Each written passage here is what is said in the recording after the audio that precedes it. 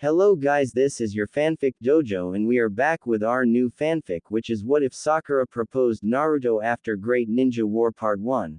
And if you enjoy this fanfic, then please press the like button and please subscribe to the channel. It motivates me to upload more fanfic like these for you all. Now let's start the fanfic.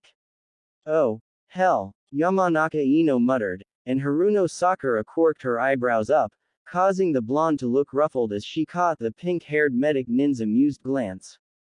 Is that just a general remark about the restaurant, or was there something particular that you had in mind? Sakura queried innocently. For a second Ino looked a little exasperated with her eyes flashing as she glared at the beautiful but mocking face of the 22-years-old nationwide famous medic nin. The years had brought many changes in Haruno Sakura, resulting in the now poised, beautiful, sleek-figured, though war-waned young woman.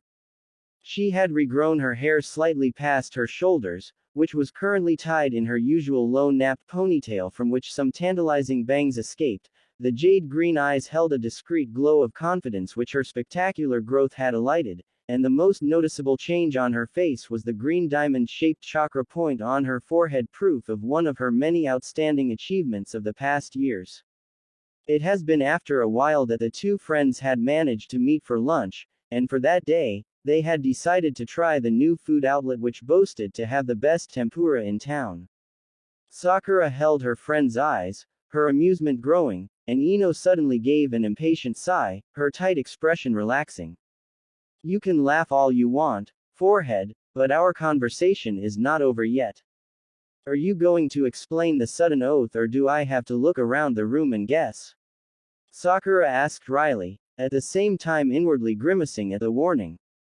Ino had been right in the middle of giving her the "you should find a boyfriend" lecture which Sakura should not have been too surprised by, seeing that the last couple of times that the two friends had managed to meet for lunch Ino had insistently brought the subject up, but which still did not cease to exasperate her. It seemed that her love life, rather, the lack of it, was the hottest topic of conversation whenever the two of them met now. Lowering her head and bending closer, Ino whispered, I've just spotted someone that I could very well do without seeing. It's this Junin who've been asking me out constantly the past couple of weeks. He doesn't seem to understand the word no. Quote. Sakura raised her eyebrows in surprise. Ino having trouble to lay someone off. The Yamanaka girl was known to be blunt to the point of harshness when needed, so how come she could not keep an undesirable admirer at bay? Sakura curbed the reflex to look around, her curiosity piqued on what sort of man it could be. I'll just pretend not to have seen him, Ino whispered. Hopefully he'll get the message and not come over. Have you told him you're already engaged? Sakura asked, intrigued. She found it rather hard to believe that the man would still pursue an engaged girl. And Ino Yamanaka was a very much engaged gal. Since 2 months now. Maybe I haven't yet, Ino shrugged vaguely. Seeing Sakura's eye roll, she said defensively, I haven't got the opportunity yet.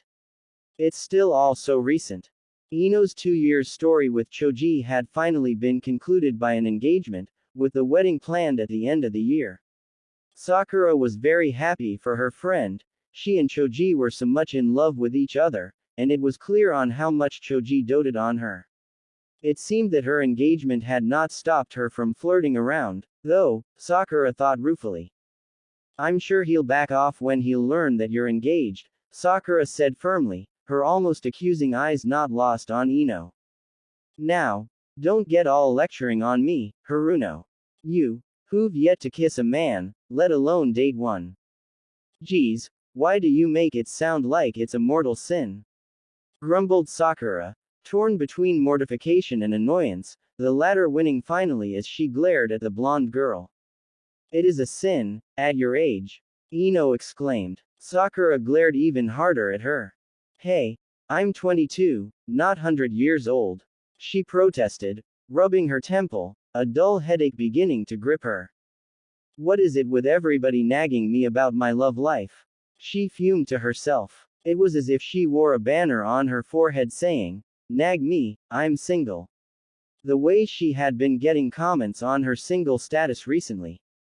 Her mother had been at it since some time now, her most used argument being that she was getting old. There had even been this random old woman at the hospital, who had snarkily commented that at her age, Sakura should find herself a husband. By Shinobi's standard, 22 years is considered old. Ino said dramatically. Ino. Sakura felt like banging her head on the table. It was great to be able to have lunch together, to catch up some girls' talk, but she now wanted to throttle the friend of hers. You don't know when we can get killed in duty, Ino insisted. Your life could end tomorrow and you would have died not knowing one of the pleasures of life. In case you've conveniently forgotten, we've been at war during the past years. Romance or the pleasures of life was the last thing on my mind. Sakura retorted indignantly. They have had this argument so many times that she felt like a broken replaying recorder. Blonde brows arched. It's been almost 2 years since war is over now, so that's not an excuse. Sakura sighed. True, war had been over for 2 years now, but the rebuilding up of the almost totally destroyed Konoha had been as strenuous as the war itself. It had taken 2 hard, long, painful years, but they had made it. Most of the destroyed buildings had been rebuilt and life was slowly getting back to normal. Finally, their beloved village, once more, stood in its proud glory. Ino's eyes suddenly got a telltale thoughtful look, which made Sakura squirm in her seat. I could arrange a date with that guy for you, she mused, looking behind Sakura, presumably at her mysterious persistent admirer whom Sakura had yet to see. Ino. Growled Sakura menacingly, don't even think about it. Besides, I'm not going to hook up with the first guy coming my way because you feel that I'm getting too old. You should know me better than that. But of course, Yamanaka Ino was not one to drop her most favorite topic, romance. Concerning Sakura, on top of it. Okay, no stranger for you, she conceded. Let's look into someone you know, then. You have to at least start somewhere, forehead. That only made Sakura quiver with nervousness.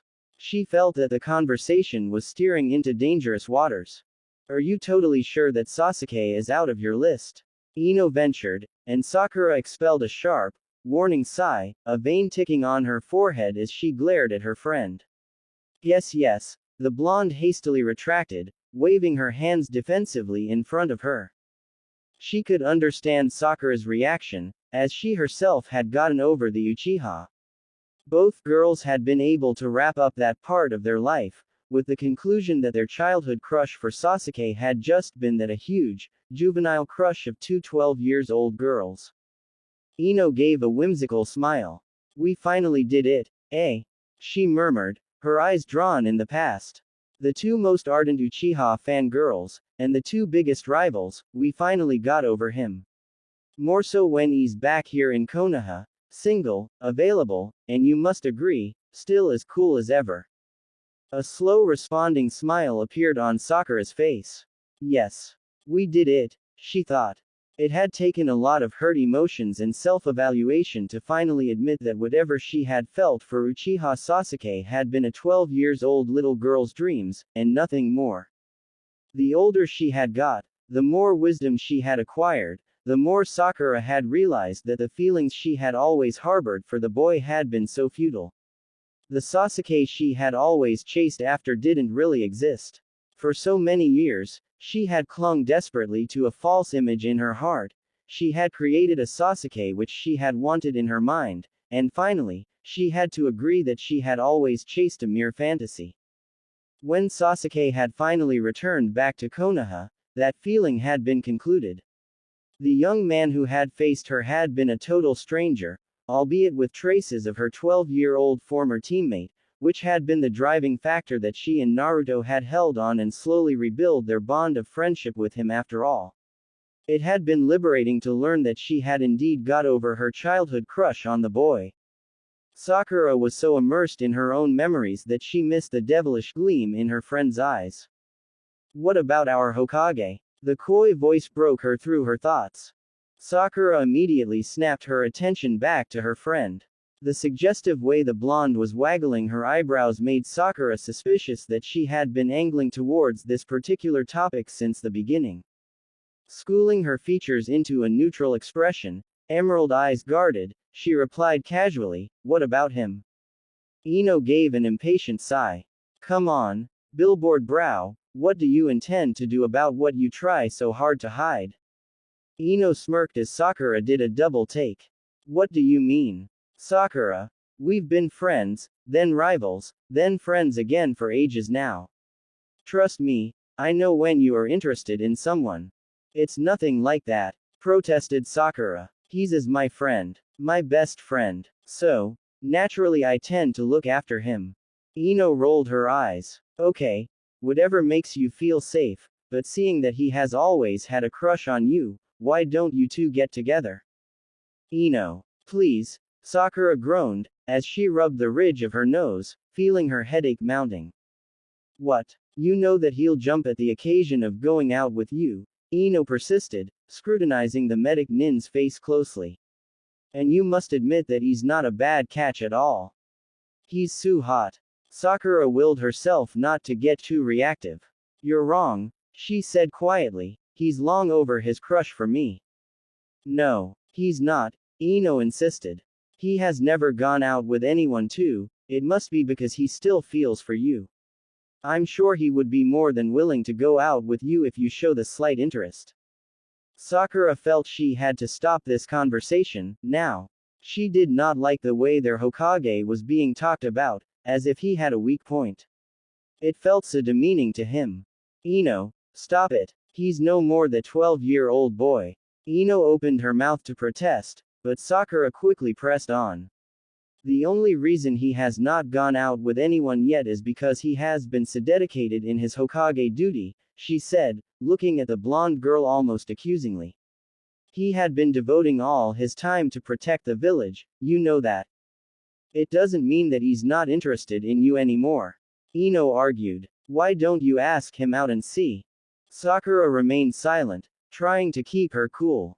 Ignoring her friend's mounting exasperation, Ino continued, "Sakura, we're emancipated women, we should not be expected to sit back lamely and expect a man to fall on our lap. If you like someone, take things in your hands, why should you hesitate to make the first step?" "Ino," Sakura hissed, fighting to keep her voice low so as not to attract attention. "Emancipated. In case you don't know, at 12 years old, I confessed to Sasuke that I loved him, and all I got in return was a, 'thank you,' and was knocked unconscious and left on a cold bench for the night. At 16 years old, I told Naruto that I love him, and what I got this time was an, 'I hate people who lie to themselves.'" Her green eyes glowered with the memories as she glared at her friend. "Trust me, I've had my share of taking first steps and being rejected, enough to last me for a lifetime." Ino stared open-mouthed at her. "Sakura." A short silence ensued. Sakura took a deep breath to calm herself. She began to feel guilty for her outburst. Ino had only meant well, she should not have flared at her like that. "Ino, I'm sorry. I overreacted." She looked apologetically at her friend. No, I'm the one who's sorry," Ino interrupted quietly. Sakura, not liking the dejected look on Ino's face, forced a laugh. "Hey, Ino pig, don't be so glum. Life goes on," she said with a forced gaiety. She did not want pity. "Sakura, this does not negate the fact that you do have feelings for him." Sakura was about to vehemently deny the statement again, but the shrewd eyes of her friend stopped her. She gave an inner sigh of defeat. "It's of no importance, anyway.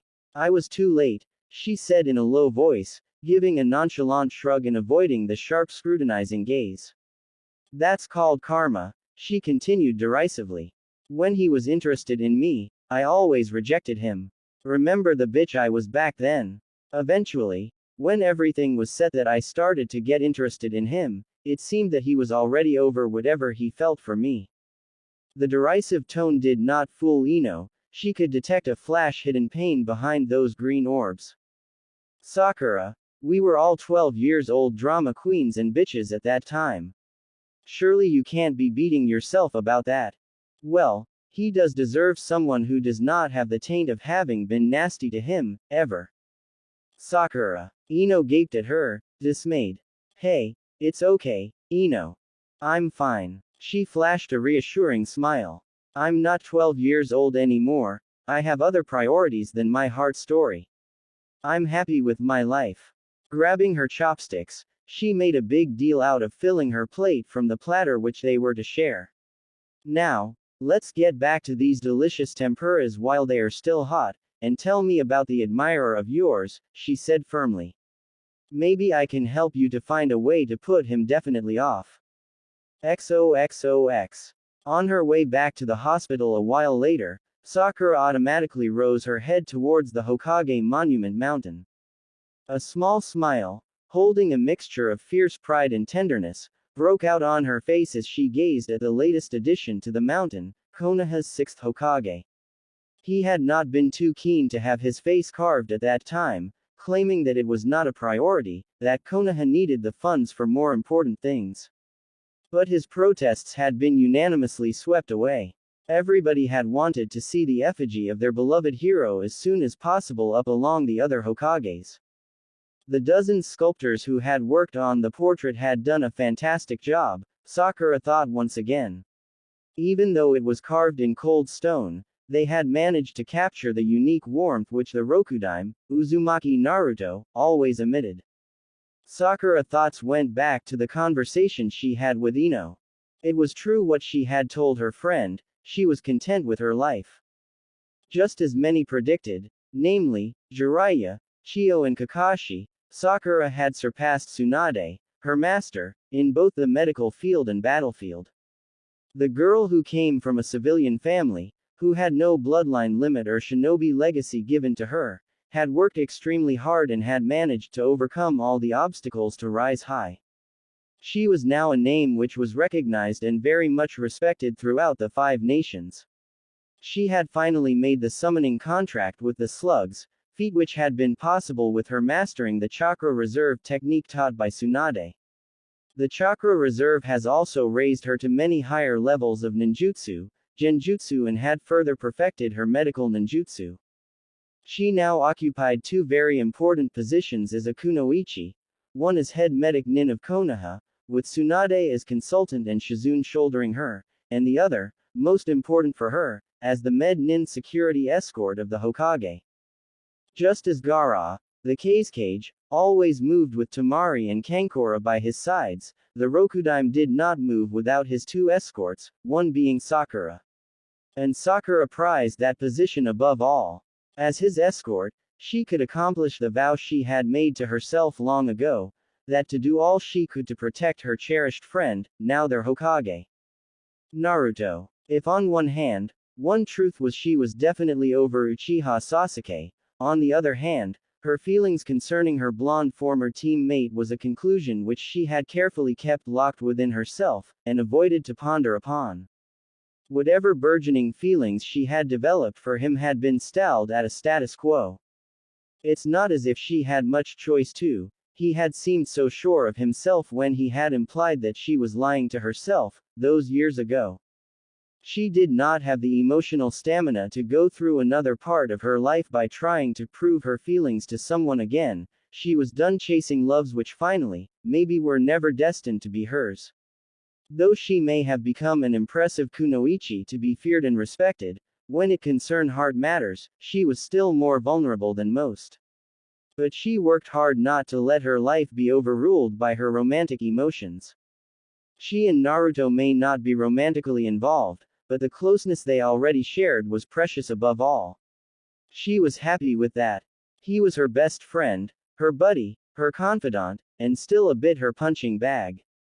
What they shared was sweat and blood and tears and an unbreakable bond, and she fiercely treasured that bond. She would never do anything to jeopardize that bond, even if it meant having to stifle her feelings. She sighed wistfully as the hospital came into view.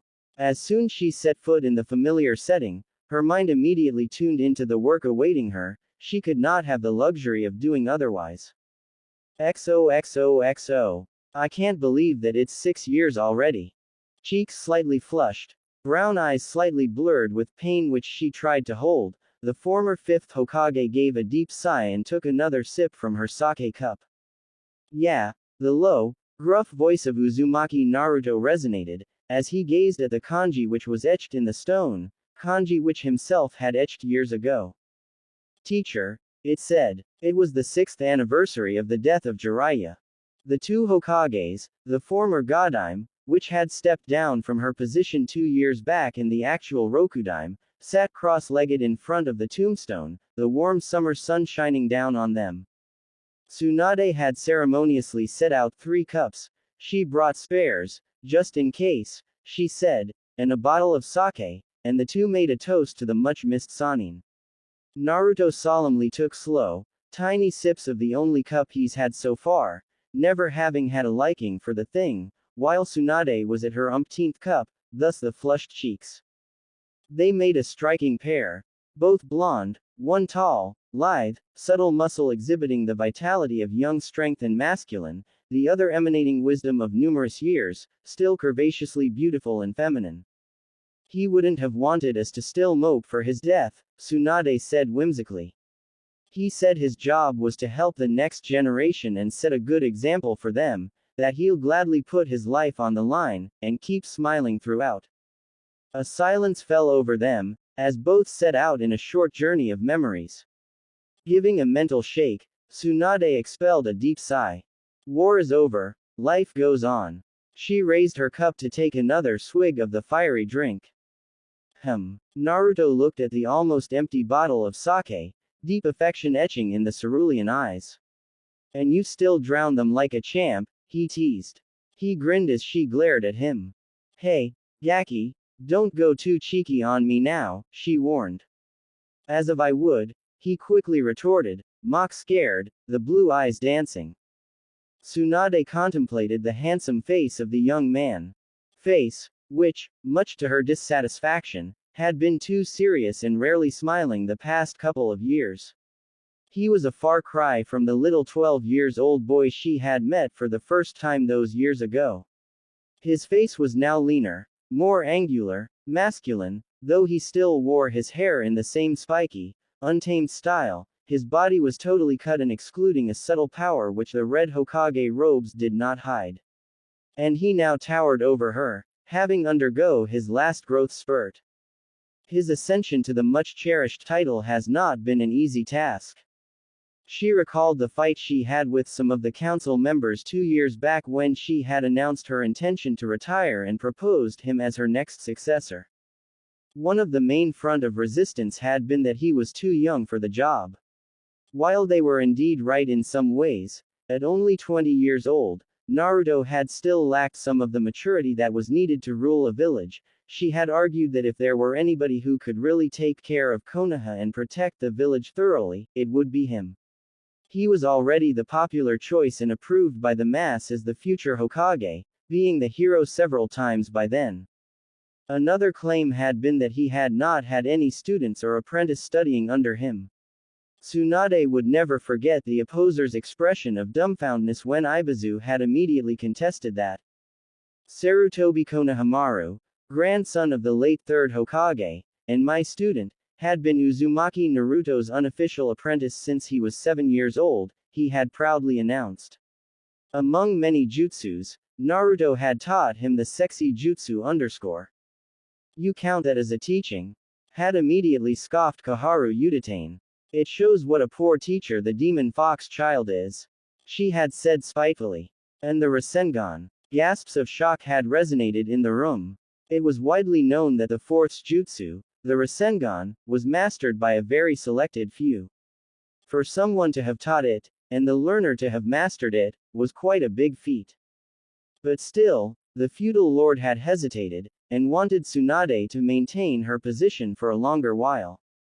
It was only when Tsunade had revealed that her lifespan had dramatically decreased due to her chakra reserve having been overused too many times, and her only hope to extend her life was to retire from the shinobi life, that the feudal lord began to give in. The decision was finalized when Nara Shikaku had intervened, and vetoed that Naruto being undoubtedly the strongest shinobi of Konoha, the Hokage title was his by right. And Naruto was made the 6th Hokage of Konoha. Tsunade felt a bit bad that his much-cherished dream had been realized at a very difficult time, when Konoha had been bent totally on its knees by war. But the young man had pulled through with flying colors. Due his uncanny, unique ability to win people over, and his vast network of international friendships, much help had come forth to reconstruct Konoha, and old alliances had re-solidified even stronger. Looking at him now, and seeing his achievements, she was so glad that her decision had been right. But she dearly hoped that it was not at the cost of him losing his unique, sunny character. Naruto, don't try to grow old too fast, she said softly.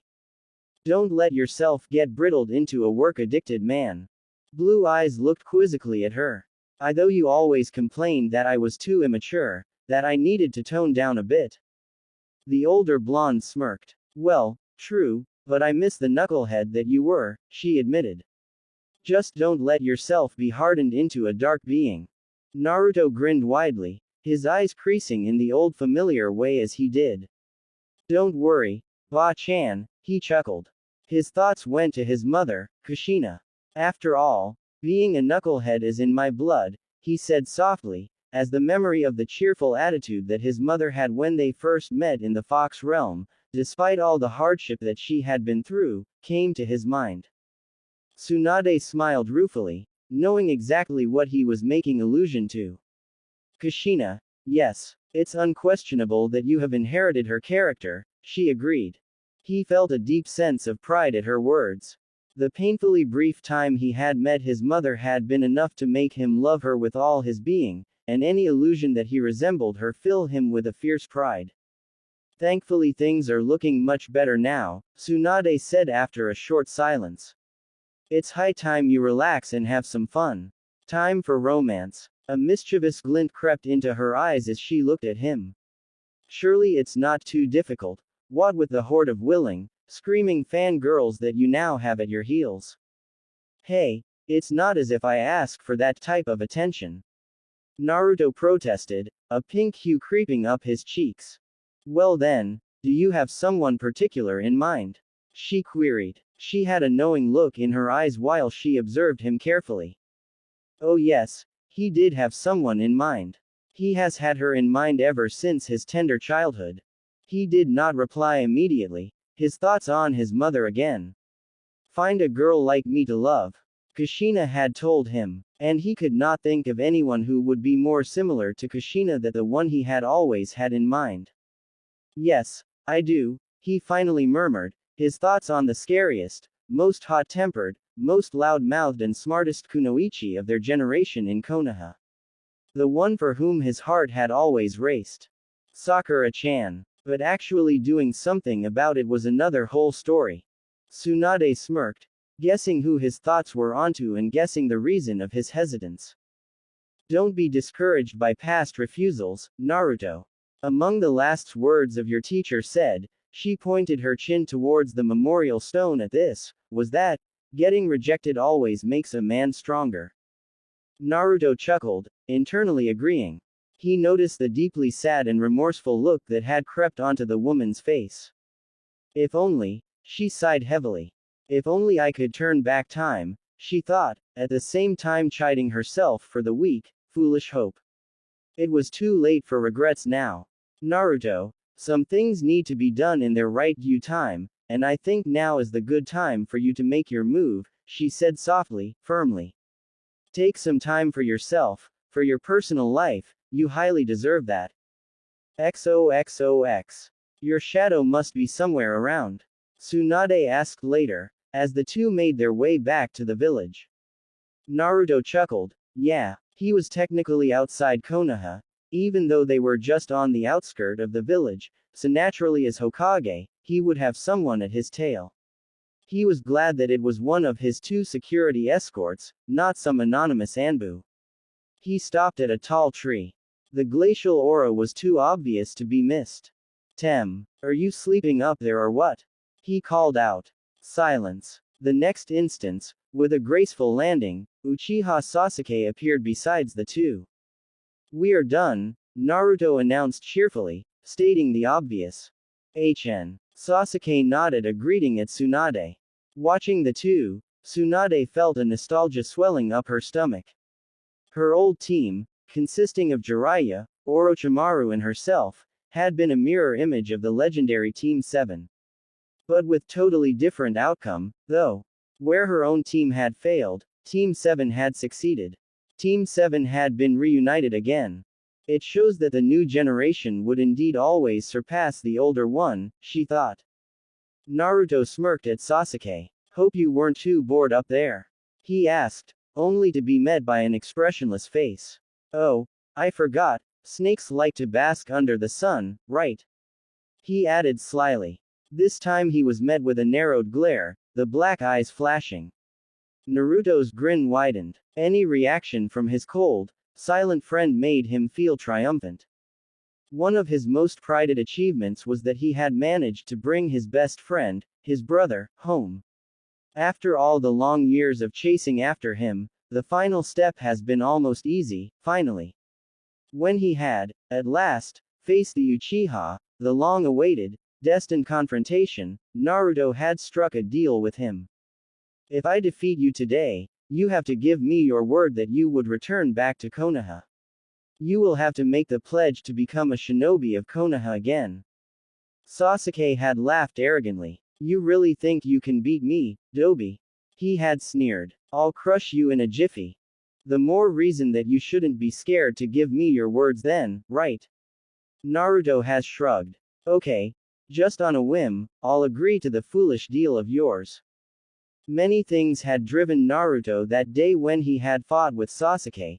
The vow that he had made to himself to save his bond with his friend, to save the wish that both their mothers made, that they would be friends, to save the wish of Sasuke's mother, who had expressed to Kushina her wish that Sasuke become a good shinobi. And not least, Sakura's words to him just before he had stepped into the fight. Promise that you will get out of this safe, she had growled, eyes flashing with an indescribable emotion. You are way more important to us. If you let something happen to you, I swear I'll punch the daylights out of you. Sasuke had been wild with rage when his Amaterasu failed to harm Naruto, who had been protected by Itachi's power. As Amaterasu has faded out, Itachi's image had briefly appeared to him, and had again appealed him not to follow the power-crazed Madara. It's up to you to choose who you want to follow now. The ones who had always cared for you, or the one who is only using you as a tool and has caused the downfall of your own clan. I really expected more from you than being a mere, weak puppet to such a man as Madara. It was not a defeat of Sasuke against Naruto on that day, it was more an eye-opener for Sasuke, and an acceptance of what had always awaited him, his home, his two teammates, and people who really cared for him. A month later, Naruto and Sasuke combined their forces and finally brought Madara down. That fight had been epic. Wind element combining with fire, eye power combined with body power, the lethal combinations. Madara did not have any chance in front of their combined force. Back to the village, Sasuke had to undergo the trial that had been awaiting him. The still allied force at that time had followed the trial closely, as it had been quite a controversial case. The major role he had played in bringing down Madara, stopping the war and bringing peace to the world could not erase his past crimes. He had had to face the accusation of being a deserter, for attacking the Cage Summit and killing many samurai in the action, and for killing Danzo. Finally, the verdict had fallen. He was stripped of his Mangekyou Sharingan, and a bird cage seal of the Hyuga clan was placed on him, and he was imprisoned for a year. His punishment has been quite lenient because the allied force had to grudgingly admit that without him, Madara would not have been brought down. Sasuke had willingly agreed to the verdict, he had wanted to redeem himself. A long year later, he had finally released.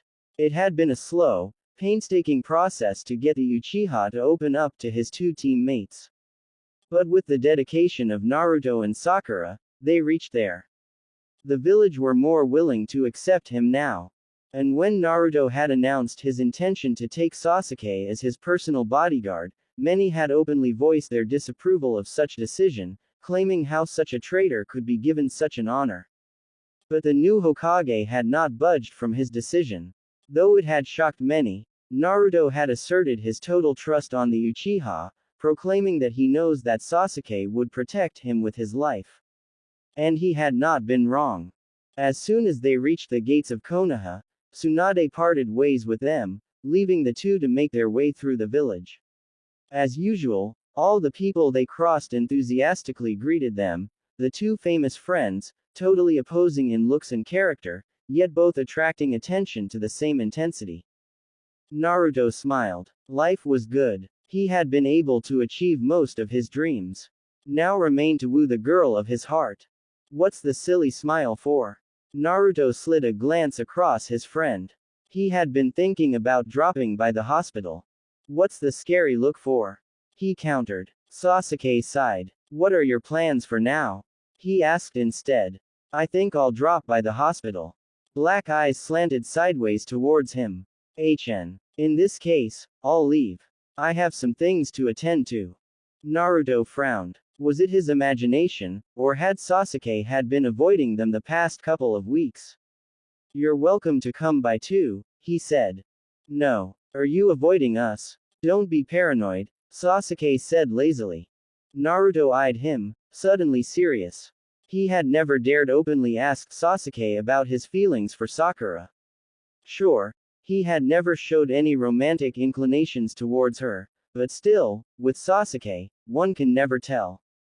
The Uchiha was as closed as clam when it came to emotions, and things would be tricky if he had an interest in her. Ba-chan was telling me that it's the right time to make a move. Black eyebrow raised questioningly. To find a girl, Naruto said. She's right. So, I was wondering, you and Sakura. Sasuke flashed him narrowed gaze and gave an impatient sigh. Do you need to ask that? At the blonde nervous silence, he snorted. You know that I never had anything like that for her. She wasn't as just a teammate. Nothing more. Naruto remained silent, though he was relieved to hear that. Sasuke the blonde friend from the corner of his eyes. Tch. You're moving too slowly. If you want something to come out of this, do something. Don't just wait for things to fall into your lap. I've been making myself scarce so that you two can work things out. Make good use of it. With the longest speech that the Uchiha had probably made till his return to Konoha, he walked away, leaving Naruto looking open-mouthed after him. XOXOX. As Naruto approached Sakura's office, he heard her clear, low grumble coming from the open door. Why do I always have so much paperwork?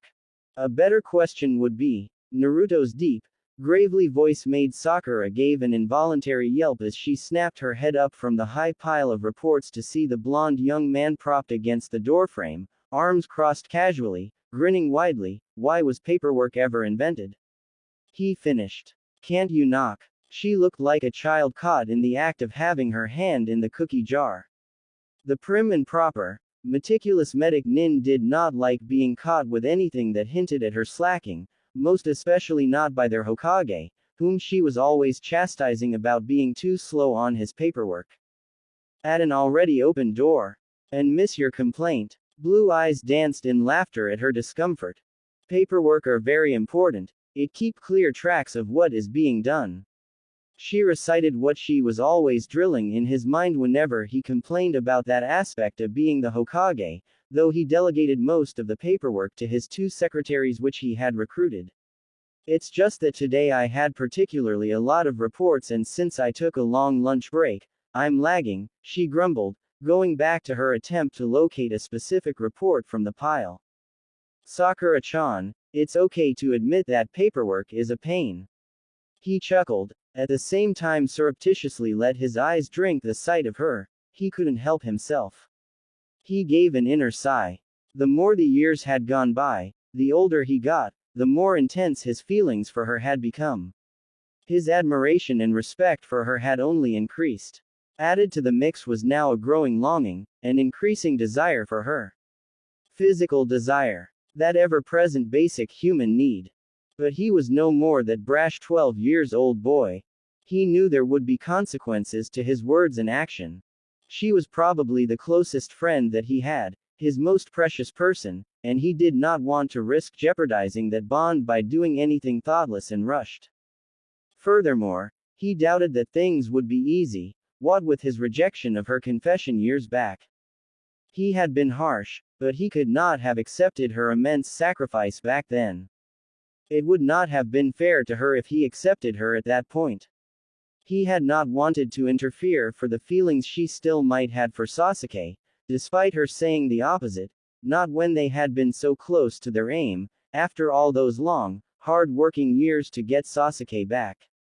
He had not wanted to be responsible for regrets she might have had if she were to discover afterwards that she still loved Sasuke, despite everything.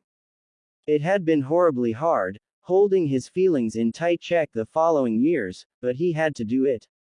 For both their sakes. When Sasuke has returned, he had patiently waited to see how things would proceed, even going as far as staying away from them for a while to give them the space needed. But she had never showed any deeper affection for the Uchiha than mere friendship. She had Sasuke within arm reach the whole time, and yet she never showed any hint of wanting to be romantically involved in him. It was a bit more than 2 years that Sasuke had been back now, long enough for her to have sorted her feelings for the Uchiha, and a light of hope had started to build up within Naruto. He just hoped that he was not too late. It's never okay to slack, her stern voice broke his thoughts. He held his hands up. Okay, I take back what I said. He grumbled. So, you've had lunch already? Yep. Ino and I decided to try the new tempura house, she said, triumphantly retrieving the report she had finally managed to find. He felt disappointed. He had been thinking about asking her for ramen. You should give it a try, she suggested, giving an exasperated huff at his doubtful expression. Don't you ever get tired of ramen? Sakura-chan, he protested, as usual obfuscated on how anyone could suggest that he would ever get tired of his beloved ramen. You know that me and ramen, it's a lifetime love story. He said solemnly, palming his chest on his heart area, making her roll her eyes in exasperated amusement. At least now you do have some veggies in your diet, she remarked, satisfied that the weekly food shopping she monitored for him, since a coup of years now, contain a variety of fruits and vegetables that she ensured he ate. She had been quite surprised when he had been readily agreeable to the new diet. She had expected a lot of grumbling and arguments. Seeing that he was still standing by the door, she motioned the empty chair by her desk. But he shook his head. I'll go and grab a quick lunch. You haven't eaten yet. She frowned as looked at her desk clock. It was almost 1400. It's Ero Sennin's anniversary today, he explained quietly. Her eyes immediately warmed. He and Tsunade always went to the memorial stone on the anniversary. It was a ritual neither missed. She knew how much both of them still missed Jiraiya. She crossed the office to move to his side, and gave his arm a light squeeze, trying to pass on some comfort. 6 years already. It seems like yesterday, she mused. He looked down at her, being taller than her by at least a foot now.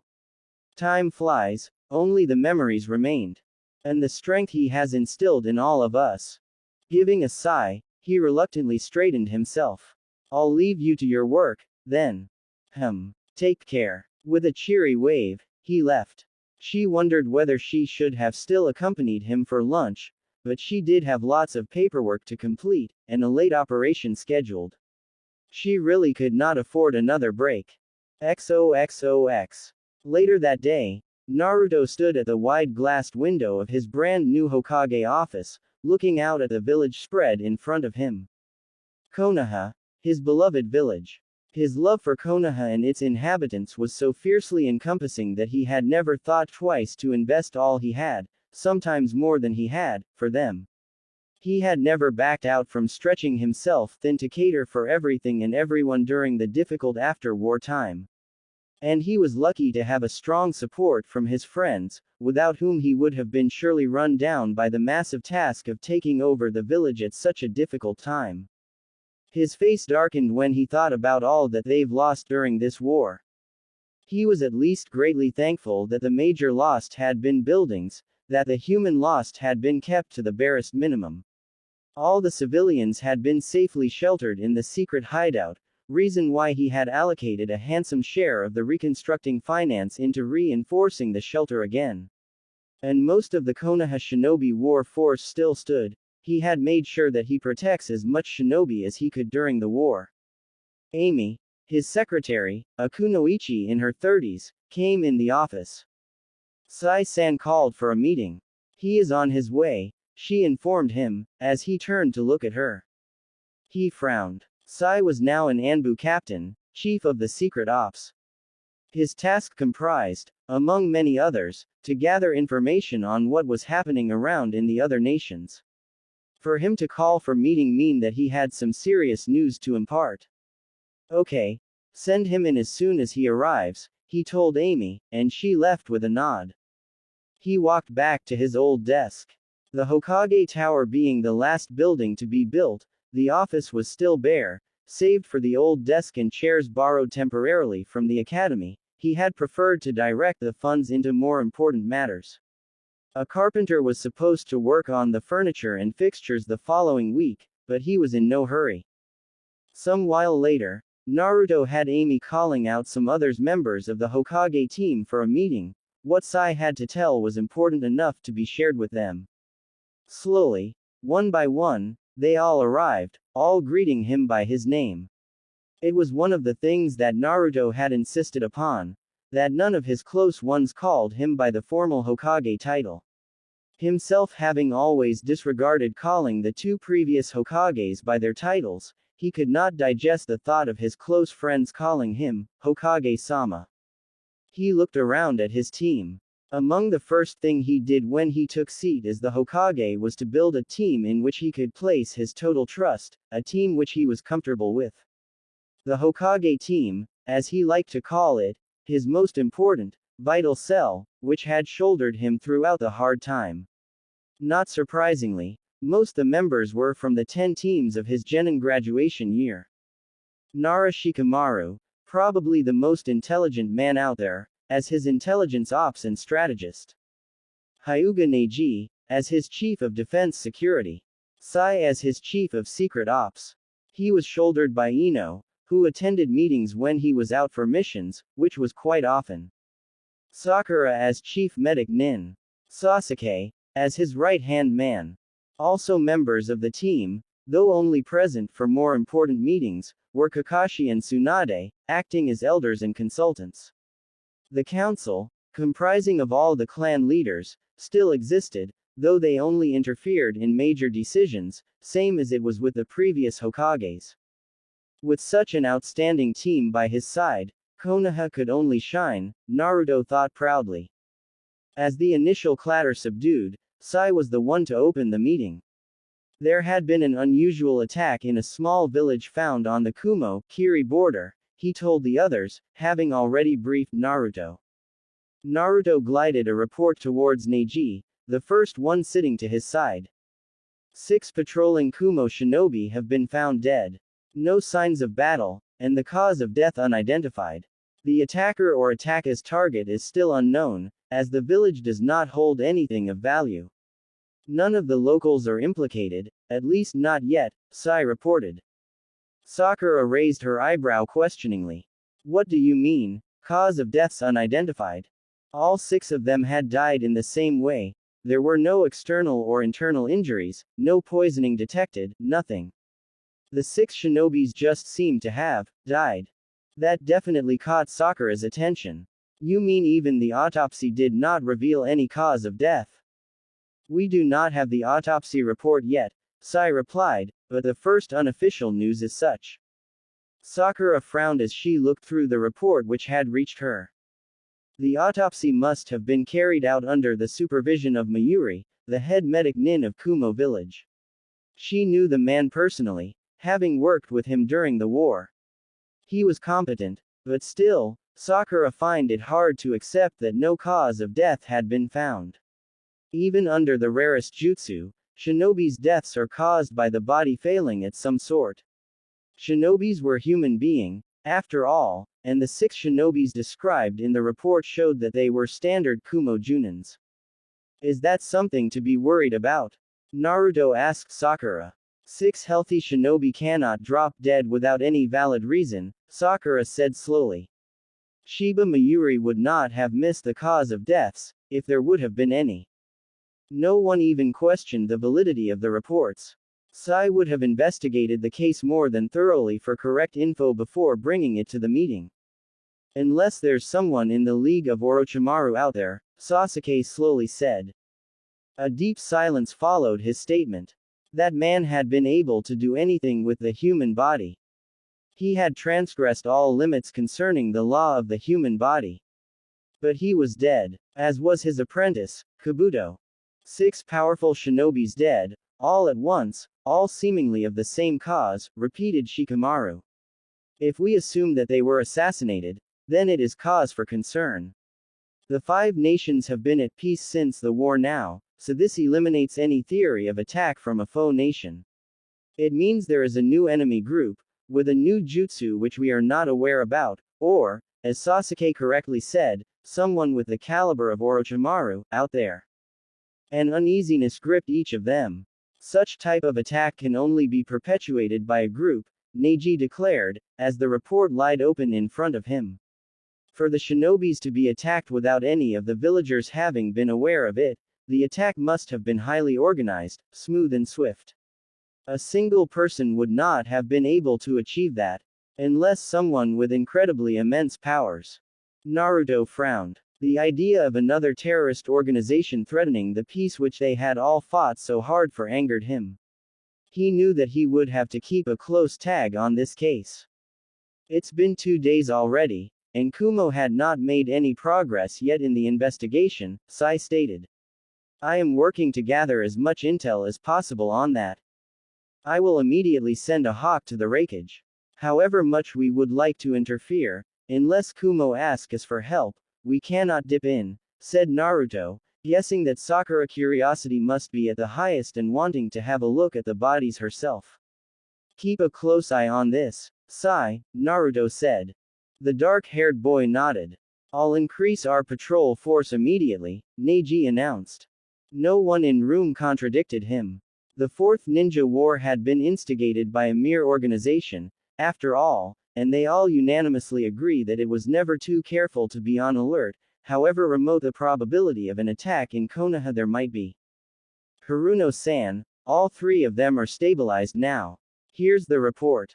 Thank you, Yuki. Sakura took the report which her capable and efficient assistant, an 18-years-old Chunin, had handed her, and quickly scanned through it, taking notes of the regular stats. They were indeed all out of danger. Having shortly left the emergency room found on the ground floor, they stood in the busy main hall of the hospital, while medic nins and patients milled all around them. The day had started out very early and hectically. Sakura had been called urgently at the hospital at the crack of dawn to see to a team which had returned from a mission. It was a 3-man cell, and upon reaching the hospital, she found out that Konohamaru had been the leader of the team. All the 3 male shinobis had been in bad state, showing symptoms of severe poisoning. Fearing the worst, with the Kumo attack of the previous week still fresh on her mind, Sakura had put her whole team on high emergency alert. A team had immediately been set on treatment, while a second team set on testing the cause of poisoning by doing an armada of tests, from the stomach contents to the blood works. The tension had been paramount, the fear of an attack from an enemy slicking through the team as they've worked on the case. The test's results had been relieving and anticlimactic at the same time. It was wild mushroom poisoning. Not any dark and terrifying jutsu of an unknown enemy, as Sakura had feared. A mere wild mushroom poisoning, which could have been fatal had not been treated on time. Due to the mission being a simple D rank, no medic nin had been assigned to the team, and Sakura shuddered when thinking about the probable outcome had they been far from Konoha. As per the written rule of Konoha since Naruto's Hokage, a medic nin was always to be included in missions for an above sea level and comprising of more than 2 shinobis. In this case, the team had not qualified. The team had, From what Sakura had been able to gather, eaten some wild mushrooms picked near their camping site for dinner, mushroom which had not been edible. One of the basic things taught at the academy was to recognize edible food and spot out the toxic ones while on missions, and to have a whole shinobi team of Chunin level going for a toxic mushroom was just unbelievable. How could 3 Chunins be so stupid? Sakura thought for the umpteenth times, quite irked by the incident. She could not prevent a scowl from taking over her face. Wasn't it enough that the war had taken so many precious lives, and now some morons needed to have into a near-death situation because of some stupid mushroom poisoning? She made a mental note to inform Iruka about increasing the emphasis on the lesson of wild, edible food identification in the academy's curriculum. She did not want to have another such case again, where their shinobis could die by such futile reasons. Now, the worst was over, all trace of the mushroom toxins removed from their system, the proper antidote administered. Konohamaru, is he all right? Extreme worry was apparent in the young girl's high, shaky voice, as a visibly distraught Moegi rushed over to Sakura. I just learned the news. How is he? How are they all? Moegi, don't worry, Sakura said soothingly. He'll survive. She could not help her dry tone. He's sleeping right now. At the younger girl's questioning look, she explained. They ate some toxic wild mushrooms. Toxic mushroom, repeated Moegi. Sakura nodded. Yes. The orange, inedible one. For 1 second, Moegi stared at Sakura, open-mouthed. Then a deep scowl settled on her face. Oh the baka, she cried crossly. If he wasn't so intent on always being goofy in class instead of paying more attention to his lessons, he wouldn't have come to this. The only time Udon and I are not in his team for a mission and he goes and gets himself stupidly poisoned. Her voice rose in hot indignation and her face got redder. Sakura was wholeheartedly in agreement with the girl's indignation. Moegi was voicing exactly what had been on her own mind earlier. Ooh, let him wake up. I'll give him a punch he won't forget so soon. Moegi growled, cracking her knuckles menacingly. His room is that way, pointed Sakura. Isn't it too early for visitors? Yuki asked worriedly, as she watched the steaming young girl marching towards the designated room. Nah, it's okay, Sakura smirked. Konohamaru can have the visit of his best friend. And the one who loves him to pieces, she thought to herself. She wondered when the idiot will realize that. Pulling her thoughts back to work, she called her team of medic nin students over for a quick summing up. From now on, I want 2 people on this case, Sakura briskly addressed the young group of 6 standing ceremoniously in front of her. Kira, she pointed to the tall young dark-haired man, and Yuki, you 2 monitor the 3 and check their stats every hour. The rest of you can go on to other cases now. Good job, all of you. The team had responded swiftly and efficiently to the emergency, and she was proud of their performance. She had trained them, after all. The rest of the group dispersed, while she carried on with the briefing with Kira and Yuki. A sudden commotion from the main entrance door made Sakura raise her head. She saw a visibly excited gathering crowding the doors, comprising of mostly the feminine staff, she noted, amidst which she saw the distinctive spiky blonde hair standing at least 1 foot taller than the crowd and red robe of their Hokage. And some steps back, the dark head of Sasuke. Naruto had come earlier to inquire about the 3 men. She had been right in the middle of treatment, so she had not been able to meet him. She had got a nurse to tell him that they were all going to be okay, and he had left, reassured. Sakura handed the report back to Yuki. Keep me posted on this, she told the 2 medic nins, not missing the twinkle in Yuki's eyes, before she started to make her way towards the crowd. Sakura-chan. The deep loud voice boomed out across the hallway, making her feeling harried.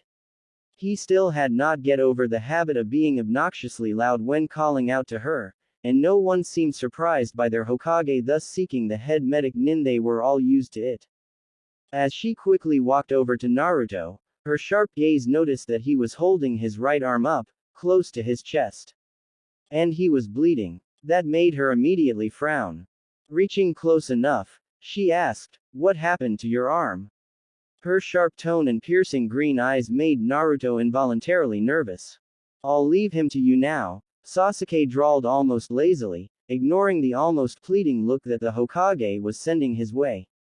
Before Sakura could even think of questioning the Uchiha, he was gone. How are the three? Naruto hurriedly asked. They are all fine, she snapped. What else can be expected of bakas who have nothing else to do than stupidly get harmed? He cringed. Poor Konohamaru, he's in for a good lecture when he gets better, he thought. But hey, it's me I should be worried about right now. And you still have not replied, what happened to your arm? She was already pulling the appendage to have a look. She saw a small, deep wound, like a bullet hole, slightly above his inner wrist, from which he was bleeding profusely. She raised frowning, questioning eyes to his. It's nothing, really, he said sheepishly. It's a nail. Huh, I was helping out with the furniture of the office. Sakura's eyes twitched. What was it with Konoha shinobi? She thought crossly. Even their leader was touched by the plague of stupidity or what? Here they were, she and her team working their souls out to save their people, and some idiots seemed to have so much fun by finding new means of getting themselves killed. Okay. Getting killed seemed to be overboard, their Hokage certainly would not be defeated by such a mere thing as a nail, but still. And since when you've become a carpenter? She asked almost acidly. But it was so fun. Sakura-chan, you should see the amazing tools that they have. He said with a boyish enthusiasm, blue eyes shining. He followed her as she wordlessly walked towards the nearest examining room. They have this sort of gun which fire out nails. Can you believe it? You don't need a hammer, the nails are gunned in whatever and wherever you want them to. She pointed to the examining table, and he meekly swung his body up and sat on it, putting his arm forward for her inspection. And the nail is now in your arm because. It was an accident. She huffed exasperatedly, and started to clean the perforated area to have a better look. Concentrating green chakra on her hands, she examined the wound. The scan showed a 1-foot-length nail lodged deep in the flesh, and had pierced a secondary vein. It may look insignificant at first glance, but left alone, he would have bled enough for it to be quite fatal. I'll have to remove this manually, she said shortly, setting off to the side table to sterilize some tweezers. Walking back to him, she sent him a glare. Do I really need to tell you to be more careful? She said crossly. Kyuubi can heal you, but can't extract things which should not be inside you. It was an accident, Sakura-chan. He looked contrite enough, the guilty blue eyes staring so earnestly back at her. Slowly, she felt her exasperation ebbed away. Who could remain immune to the entreaty of those warm, cerulean blue orbs, which remind her of the warm summer skies? She decided to let him off the hook, and set to work. Apart from a slight wince, he was silent throughout the process. When the nail was finally removed, she used some of her green chakra to heal the region, and soon enough, his auto-healing process set to work and the hole disappeared within seconds. Thank you, he said, as he watched her collecting the instruments. She just waved him off. Just be careful, okay? She warned, and walked him back to the entrance doors. It was difficult to miss the increased horde of female staff, from the youngest to the oldest, which had stopped or gathered in the main hall at the news that the Hokage was in the hospital, as they always did, all whispering excitedly and eyes alighting when the young, handsome Hokage waved at them. It seemed that all the female population of Konoha had the hots for their Hokage, Sakura thought with a grumble. At least you've made the day of the feminine population of the hospital, she smirked. A red tinge shot up Naruto's cheeks. Sakura-chan, not you too. He mumbled, embarrassed. XOXOX. Tem. What is it now? Sasuke did not even bother to open his eyes. He was meditating on the new Hokage Tower's roof. He had allowed himself the short respite while Naruto played carpenter. After all, who could harm the Hokage in his own office, deep within Konoha? Can you use your eye thingy to have a look at this? Black eyes snapped open. A short silence followed. No way. Not again. Well, how did you do that? Naruto scratched the back of his head. It just happened. I'm your bodyguard, not your nanny. And do you take my Sharingan to be your personal scan or what? Hey, come on, be a sport. Now, you're done for. That's for sure. Will you? Hopeful blue eyes looked at him. And get killed along with you. Sakura was busy checking a patient when a nurse hurried in the examining room. Haruno-san, it's the Hokage. Sakura looked up, frowning and immediately worried. What is it? It's been an hour since his treatment, and she had made sure his wound had been properly closed. Surely there could not be any complication from such a small wound, and so soon. He has been, wounded again. Pink eyebrows shot high at this. Wounded again, Sakura repeated, incredulous. Yes, carpentry accident wounds. For a second, Sakura stared at the nurse, mouth opened. What? She then exclaimed, incredulous. The nurse immediately hurried by the now nervous patient's side. Let me continue with the patient, Haruno-san, while you attend to the Hokage. It was an unspoken rule that if head medic Nin Haruno was in the hospital, the Hokage automatically gets treatment from her. Wordlessly, Sakura handed the stethoscope to the nurse, and sped out of the room. Sanyu was a carpenter from a small village of the Fire Country, a very good carpenter he was. As many small companies, he had jumped at the opportunity to come to reconstruct Konoha. He had been honored when his modest company had been designated to finish the Hokage Tower, and had been even more honored when the young Hokage had proposed to give a hand, finding it impossible to deter the enthusiastic young man from helping out. Being mostly non-aware of the Konohan people, he could not understand why Uchiha Sasuke, which was after all the Hokage right-hand man, had categorically refused to accompany the Hokage to the hospital, when the latter had, run into another accident. And the Hokage had needed to be accompanied, what with the difficulty in standing straight. I don't have such a futile and early death wish. You go ahead by yourself, the Uchiha had flatly told the Hokage. So, out of courtesy to the Hokage, he could not permit himself to let the Hokage go to the hospital unaccompanied. Sanyu decided to accompany him personally. When he saw the pink-haired lady, which apparently was the head medic Nin which the front desk nurse had hurried to fetch as soon as they've reached the hospital, he understood the refusal of the Uchiha. The young woman marching almost menacingly towards them looked very scary, green eyes flashing fires, face set in a deep, dark scowl, and Sanyu could swear that he could see black angry fumes escaping from her person.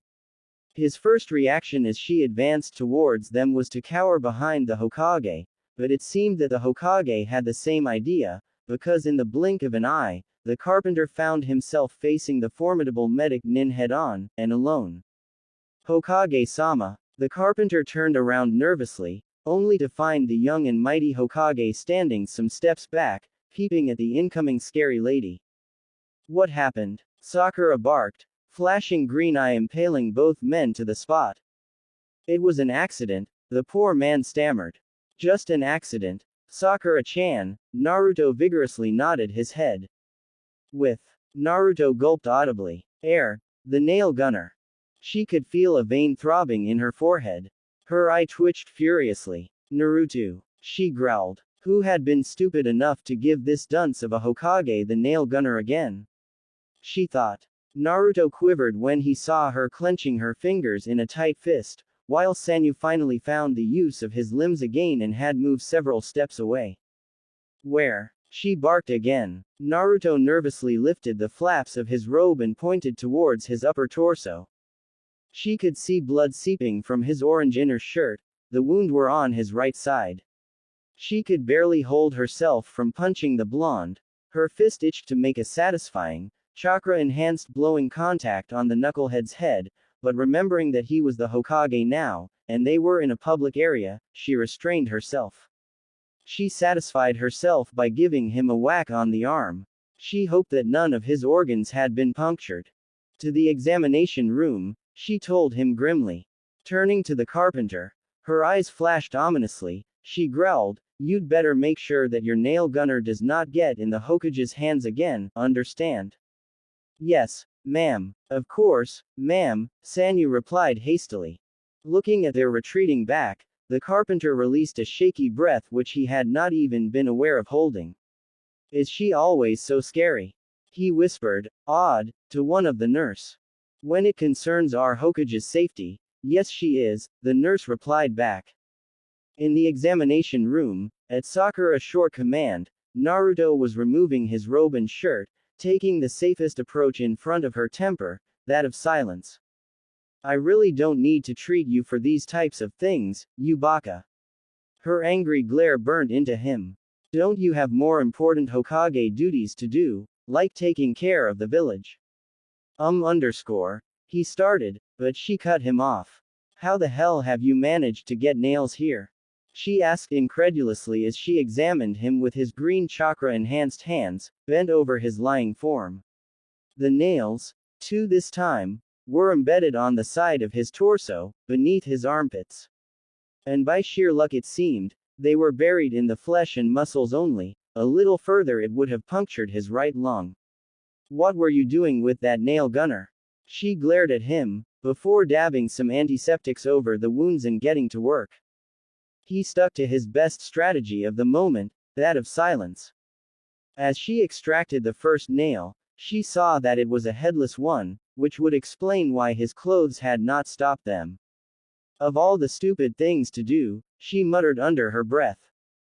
Though the extraction hurt a huge lot, worse than the first wound, Naruto could not help enjoying the attention and her henning.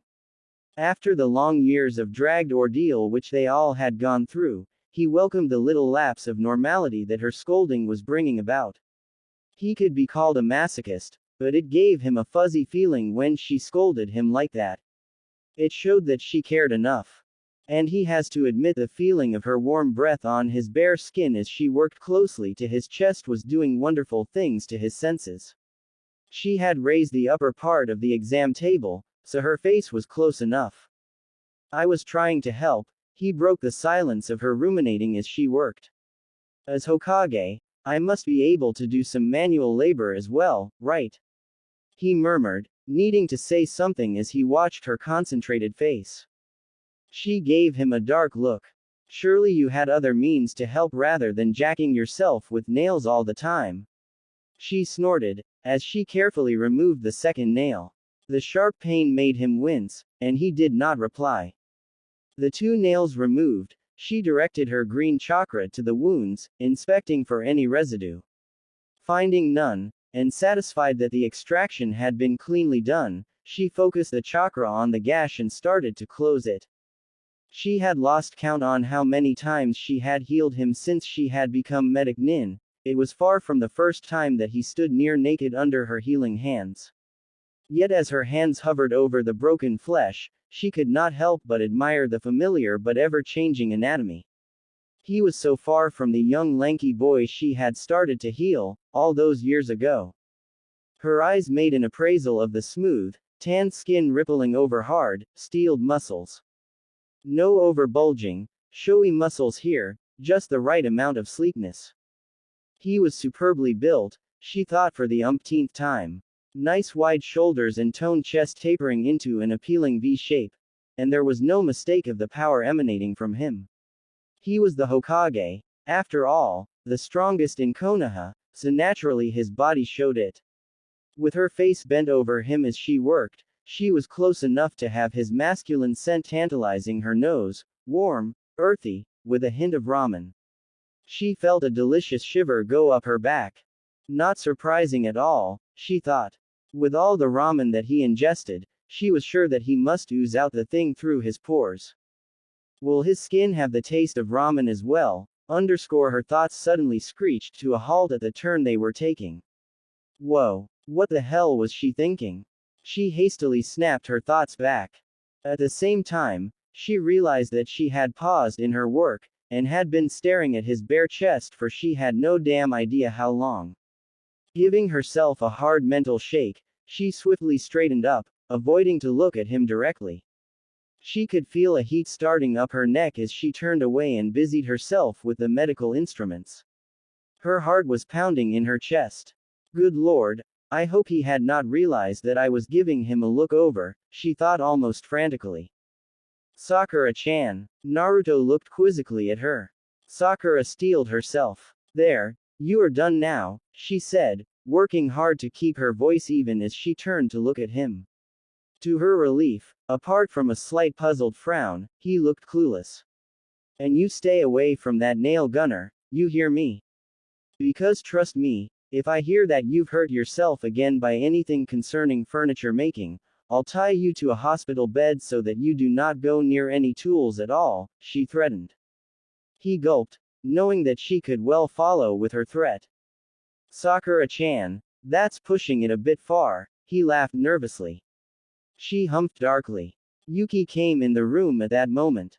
Sakura did not miss the slight blush that crept up the girl's face as she caught a glimpse of the Hokage's chest while he was pulling his shirt back on. Yes. Sakura's voice came out unnaturally sharp, making her assistant jump in nervousness. What is it with us female medic nins? Sakura thought almost sourly. We're supposed to be professionals and not get swooned by the sight of some flesh. Sorry to disturb you, Haruno-san, Yuki hurriedly said. You told me to let you know immediately when the patient Ken wakes up. Sakura nodded. Naruto stood up. Okay. Sakura-chan, I'll leave now. She opened her mouth, intending to lecture him some more, but sensing it, he hurriedly cut in. No more carpentry for today, I swear. He said solemnly. With a cheery wave, he was out of the room. Sakura listened half-mindedly as Yuki talked. She felt angry with herself. She had always prided herself about her professionalism at her work. When it concerns her duty as medic nin, she always strived to keep up the highest standard possible, and her lapse just now did not please her at all. It must be the conversation she had with Ino during their last lunch which was bringing all this about, she thought grumpily. She had been feeling a sort of restlessness since that talk, which was a week ago. Her nights had seemed a tad bit longer, her dreams often disturbing. It seemed that some buried feelings, which had been dormant during the war and post-war rebuilding years, were being brewed up to the surface. Still, it does not excuse my salivating like a sex-starved, crazy woman in front of some mere bare male chest, she chided herself. Well, his bare chest. Damn Ino, she thought again, banging her notepad down with more force than necessary, as a last thought flitted through her mind. It being his chest made all the difference. XOXOX. A week later, Naruto stood at the main gates of Konoha, his red Hokage robes flowing behind him by the wind, and as usual having refused to wear the Hokage hat, his blonde hair blowing freely, only held by his headband. Sakura and Shikamaru were by his sides, Sasuke discreetly some steps behind, as they greeted a Suna delegation, which consisted of Gaara, Kankuro, Temari, and a couple of Suna Anbu. Earlier that week, the Kazekage had sent a hawk announcing his visit to Konoha, his first official visit since Naruto was made Hokage. Naruto had been excited, and had been eagerly looking forward to the visit. Gaara. His voice rang out with warmth and pleasure, his eyes bright as he greeted his friend. The two young men stood face to face, savoring the moment, as they met for the first time as Kages. Hokage Dono, Gaara murmured, a slight smile at the corner of his mouth as he watched his friend. You look good in the Hokage robes, he said after a short scrutiny. Naruto grinned. I told you we would meet as Kages not before long, didn't I? Gaara nodded in amused agreement. I never doubted your words, he replied calmly. The first initial greetings from both group over, the young Kazekage turned towards Sasuke, who was standing some steps back. Uchiha Sasuke, he greeted. Sasuke nodded a greeting back. Gaara looked at the friend for whom Naruto had fought so hard. He was happy that the Uchiha had been given a second chance, having been himself being given a second chance, what with after spending his whole childhood bloodlusting after any other human being, he felt an affinity with the Uchiha. They had both shared a past terrible dark heart, and had both been saved by the unique Uzumaki Naruto. Hope your journey was fine, Sakura said, the ever-good hostess. Would you like to go straight to the guest house, or? I'd like a short introductory meeting with Yukanahan team first, replied Gaara, turning to look at Naruto. Let's go, said Naruto, leading the delegation towards the center, to the newly built Hokage Tower. Managed to get your lazy bones down here this early? Temari drawled, smirking at Shikamaru, as the two walked side by side.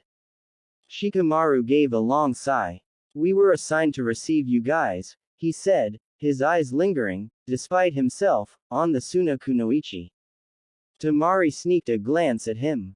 Oh, means you wouldn't have come if it had not been assigned to you. She taunted. A red tinge crept up Shikamaru's cheeks. You're too troublesome, he muttered under his breath. Walking a few steps behind, Sakura watched the exchange with keen interest. She and the other girls of the 10 teams had been madly speculating about these two since the war. It was very difficult to say what was exactly going on between them. They highly suspected that there was something, but Shikamaru had always been a clam about it, despite the ardent badgering of the girls. And since none of the girls had met Temari since the war, the few Suna visits had been carried out by the Nara himself, they could not get any info from the Suna kunoichi. It was clear that the major obstacle of distance would impede on anything concrete to develop, and Shikamaru being Shikamaru, he would have meticulously evaluated and extrapolated all the possibilities and the outcomes, but still, the vivid chemistry between the two was impossible to miss. Sakura and the others dearly wished that something would come out of it. And now, with Temari within their grasp, Sakura intended to pump the information out of her. It was a cheerful group which sat shortly in the Hokage's office, sharing news and having some drinks, nothing like the protocol-directed, formal atmosphere that one would have expected for an official visit of the Cage. It was not so surprising, it was the magic of the reign of the Rokudaime, Uzumaki Naruto. Nice decor, nice furniture, Temari remarked, as she looked around the brand new office.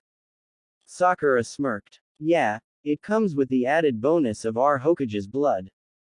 Temari blinked. I don't need to ask, she grinned finally. Still as clumsy as ever. Kankuro snickered. Sakura-chan. Naruto protested. You're giving away national secrets. Sakura only rolled her eyes, while the others chuckled. Soon, they settled down and discussed the schedules for the duration of the stay of the Suna delegation. Tsunade and Kakashi were to be present in all the meetings, while the council with the clan leaders was to be called for one single meeting, which would cover all the discussions that would need their input. There were many items on the agenda: bilateral treaties, open of trades between the two villages, and quite important in the list, discussions about the upcoming Chunin exams. The Cage wanted Suna to host the Chunin exams for that year, and wanted Konoha to lend their help in the events. Please don't forget you still have to return me the hospital inventory report, duly signed, Sakura told Naruto, as she rose from her seat. She was the last one to leave the office. Gaara wanted to discuss some further things with Naruto, Cage to Hokage, so they too had stayed behind. You see what type of a slave driver I have to cope with? Naruto told Gaara, sighing dramatically. Sakura rolled her eyes, Gaara's lips twitched. You don't know the meaning of slave driving, yet, Hokage-sama, she warned disdainfully. Sakura-chan. Naruto grumbled. He disliked it when she called him thus, and she knew that. See you later, Cage-sama, she bowed. Blue eyes followed the alluring sway of the lithe hips with utter fascination as she made her way towards the door and out of the office. She wore a black, above-knee-length skirt, with side slits showing the mid-thigh-length gray shorts she wore underneath, and her signature red-colored top, which was sleeveless and V-necked, with the white Haruno emblem at the back. The outfit flattered her soft curved, slim body to perfection and showed off her long, fabulous legs. Black summer sandals, with wide bands rolling up to above her ankles completed the wonderful picture. You are still staring. It's been a full minute that she's gone. Naruto jumped, and turned to look at Gaara. He chuckled sheepishly, scratching the back of his neck. Shortly though, a slight frown marred his forehead, his eyes turning serious. What's troubling you? Gaara asked quietly. Naruto did not answer immediately. He looked unseeingly into blank air. After a short silence, he said in a low voice, I thought I had it under control since long now. But I feel so like a teenager again when she is around. The young Kazekage was unsurprised. The war is over, Konoha is rebuilt, he said simply. Naruto looked at him questioningly. Life resumes from where it stopped prior to war. Your urgent issues are over now. Your mind and heart is free again. Still, it's so very complicated, Naruto murmured, shaking his head. Gaara fixed his browless eyes steadily upon him. The Uzumaki Naruto finding something too complicated for him. Would you risk facing her punches? Naruto pointed towards the closed door. Or worse still, lose her. His voice dropped to a whisper, but Gaara still heard him. Nothing will happen if you don't take risks, Gaara calmly pointed out. And you will definitely not lose her, your bond is too strong for that. Just follow your heart, and act on your instinct. You're the third person to advise me on my love life lately, grumbled Naruto. And since when have you become an expert on such matter? He peered suspiciously at the expressionless face. The young Kazekage shrugged his shoulder, but could not prevent the slight blush from creeping up his face. Naruto looked at him in amazement. Who is it? He immediately pounced. Gaara avoided looking at him directly. You will know soon enough. Hopefully, he said. Is it Matsuri? Naruto pressed on. He knew Gaara had always been susceptible to the obvious admiration that Matsui, one of his very talented and beautiful Junin, had for him. The blush on Gaara's face deepened, confirming Naruto's suspicion. The blonde grinned widely, standing up quickly and walking over to his friend. Well, congratulations are in order then, he exclaimed happily, slapping the redhead on the back. Taken by surprise by the back slap, Gaara lurched forward. He was not used to this type of casual camaraderie, only Naruto would feel comfortable enough to give him such treatments. His face brightened with a small, rare smile. Whatever you do, don't let Temari know about it, he quickly appealed. Not yet. She will surely try to rush me. Naruto chuckled. Okay. Mouth zipped. Knowing Temari, he could understand Gaara's stance. How did you do it? He asked. Still odd that Gaara had let his closed guard down enough to approach a girl. I followed my heart, Gaara simply said. Follow your heart, huh? Naruto pondered aloud. XOXOX. The tone of the gathering took a more solemn note later that afternoon, as a bigger group sat in the Hokage's office. After the Suna group had rested, Naruto called in a meeting with Team Hokage. The Suna group had some info to impart about the recent Kumo village attack, which he felt was better to be discussed with his whole team present. Tsunade and Kakashi had already been briefed about the attack, and it was Kankuro who opened the meeting. As per their intel, Killer Bee had supposed to be at the small village for a local festival, but due to very last-minute change, he did not make it.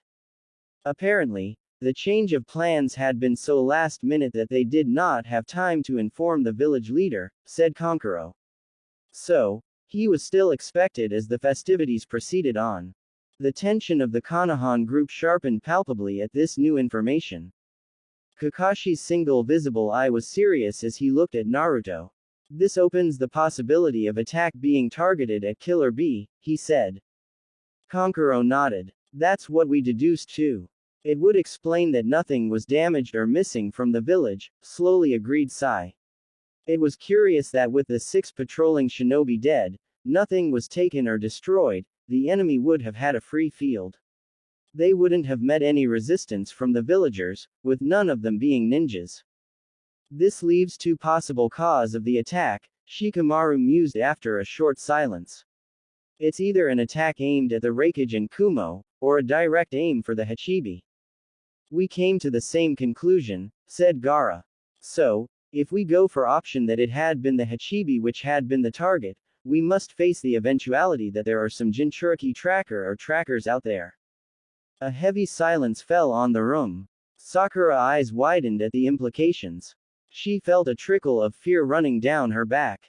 Won't this nightmare ever be over? She looked over at Tsunade, and could see her clenched jaw. The older woman was concerned as well. The Raikage had not yet responded to my message, Naruto said, his face tight. Killer Bee was a good friend, and he did not like the idea that there was someone, or several people, out on the look for the Hachibi. If indeed Killer Bee had been targeted, you can be sure the Raikage would have put his best team on this case, said Tsunade. You know how protective he is towards Killer Bee. So, there's the possibility that Naruto could be a target as well, said Sakura, making a statement rather than asking a question as she looked from Kankuro to Gaara. Yes, the possibility runs high, Gaara affirmed. The war has lifted the strict secrecy of the Jinchuriki identities, and with only 2 Jinchurikis left, he glanced at Naruto, they both are easy targets now. Neji spoke up. All safety measures are already in place, the Hokage would not be so easily brought down, he stated calmly. Not within Konoha. We should as well consider measures like refraining from any travel outside Konoha, at least until all this is solved.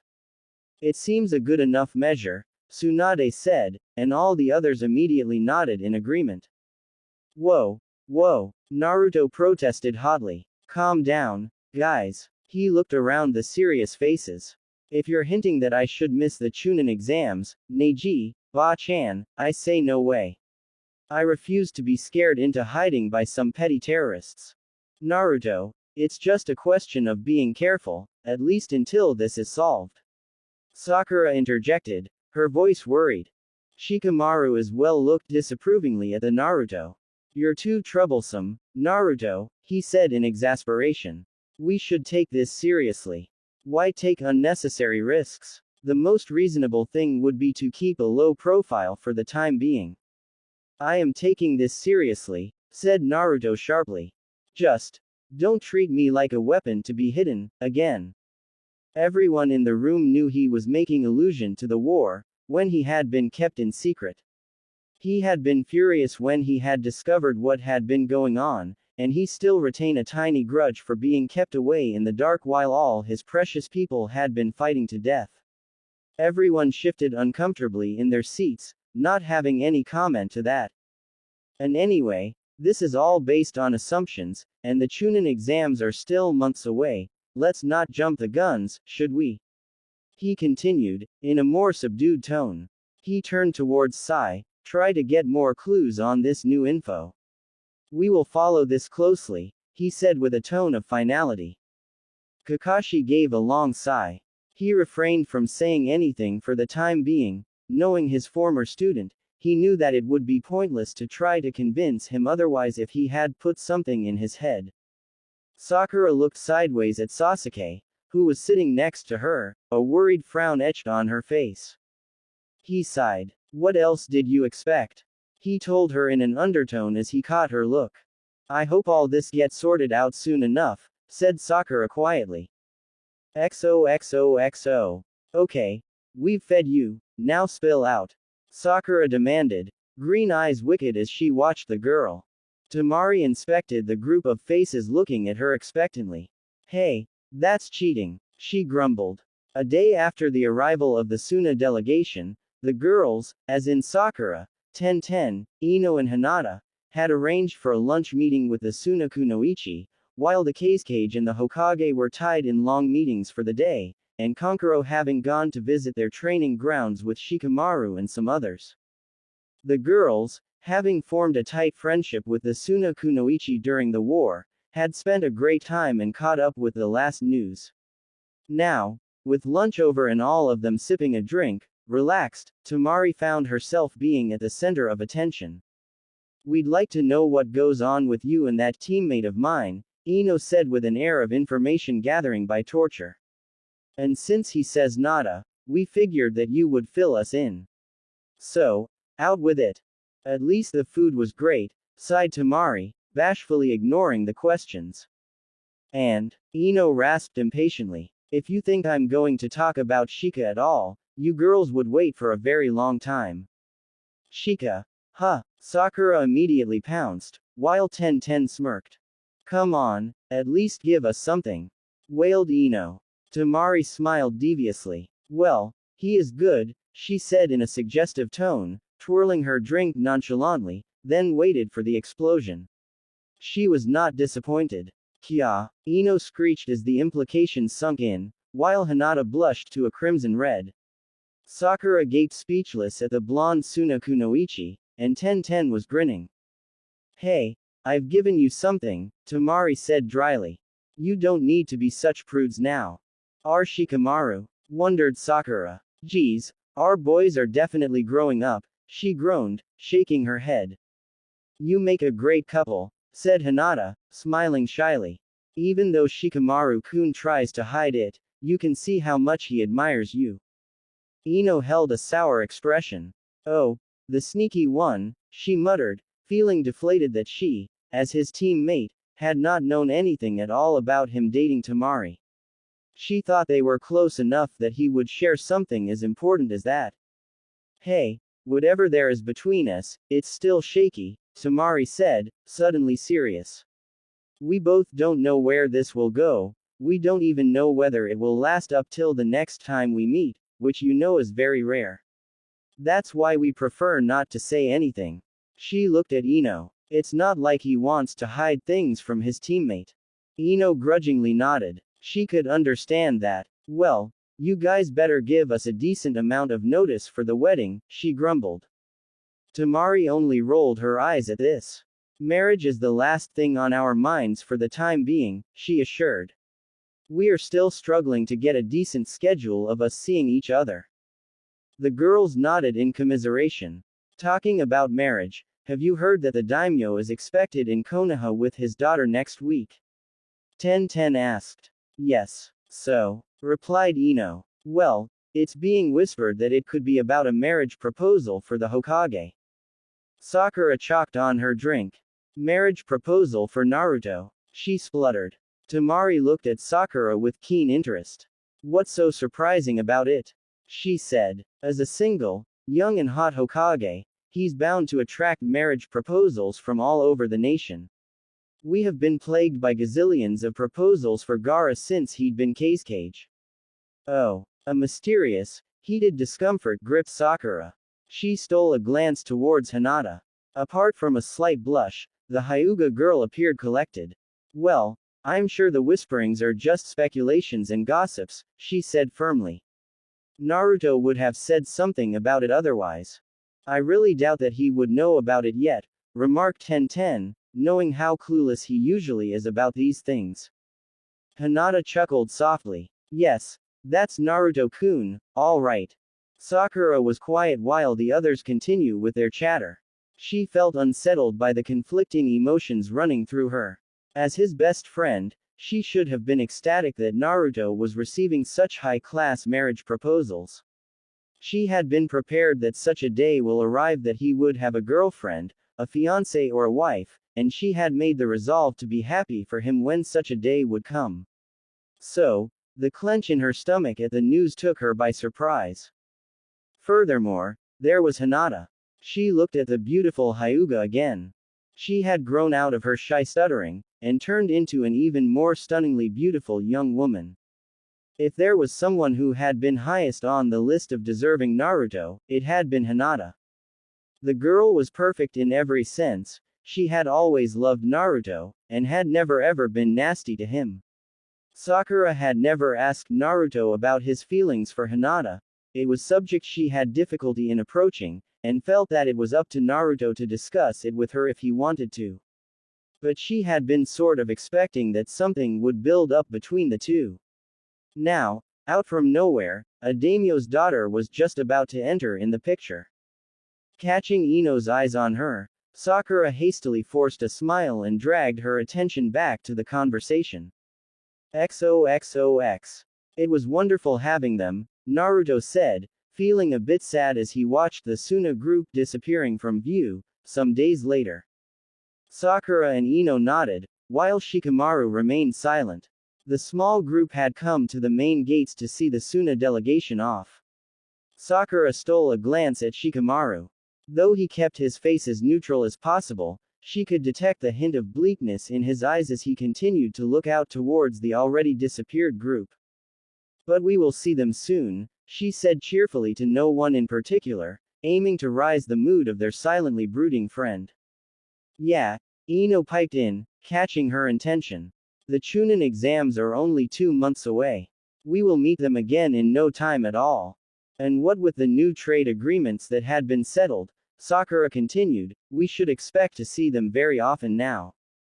I'm looking forward to go to Suna for the Chunin exams, agreed Naruto, oblivious to what the two girls were up to. He did not miss Sakura's immediate worried frown as he said that. I'm sure things will be fine by then, he told her firmly. Now, I'm getting hungry. Let's go and have some ramen. Sakura sighed. It was no use debating the issue with him right now, they would have to see how things proceed in the coming months. Always hungry, she grumbled, then turned towards Shikamaru. It's a good idea, though. I still have some time left for my lunch hour. Shizune will take care of things. Let's go. Shikamaru shook his head. I'll decline _ he started, but immediately Sakura and Ino pulled him each by an arm. You can postpone your sky gazing for another time, Ino said firmly. Chuzi would be joining us as well. Hey, I was not going to sky gaze. Shikamaru protested, affronted. He had given up on that hobby long ago. Well, he only did it very rarely, but he was not about to admit that it would spoil the image of the serious, responsible man that he held. Both girls ignored him. Whatever it is, it can wait, said Sakura, and both girls dragged the protesting young man towards Ichiraku. They had no intention of leaving their obviously blue friend to mope alone. Shikamaru looked at Naruto helplessly. Naruto only shrugged. If Sakura-chan says you need ramen, it means you need ramen. I should have known you would side with her. Grumbled Shikamaru. And you girls are too troublesome, he groaned, giving up on resisting. Naruto followed them, grinning, Sasuke by his side. Naruto tried not to fidget as he sat facing the daimyo after about an hour of meeting. His attention had since long been waned, as it was always the case when he was bored. It was something which he, unfortunately, had not outgrown, his short attention span when he was subjected to lengthy, boring lectures and talks. Thus, it was with much effort that he spoke all the necessary words when appropriate and expected of him, in a polite and interested manner that was befitting with a meeting with the daimyo, while inside he was dying for this useless and lengthy meeting to be over. Naruto had been informed about the visit of the daimyo since a week, but he did not understand why he had been called for a meeting as soon as the daimyo had set foot in Konoha. Usually, when the daimyo came to Konoha, which had been only a couple of times since Naruto had taken the title of Hokage, a full council meeting with all the clan leaders was called. And due to the exact arrival time of the daimyo being usually unknown, the meeting would have been scheduled at least one day after his arrival. But this time, the daimyo had only asked for the Hokage's presence, which had also puzzled Naruto, seeing that there was nothing major or urgent to discuss.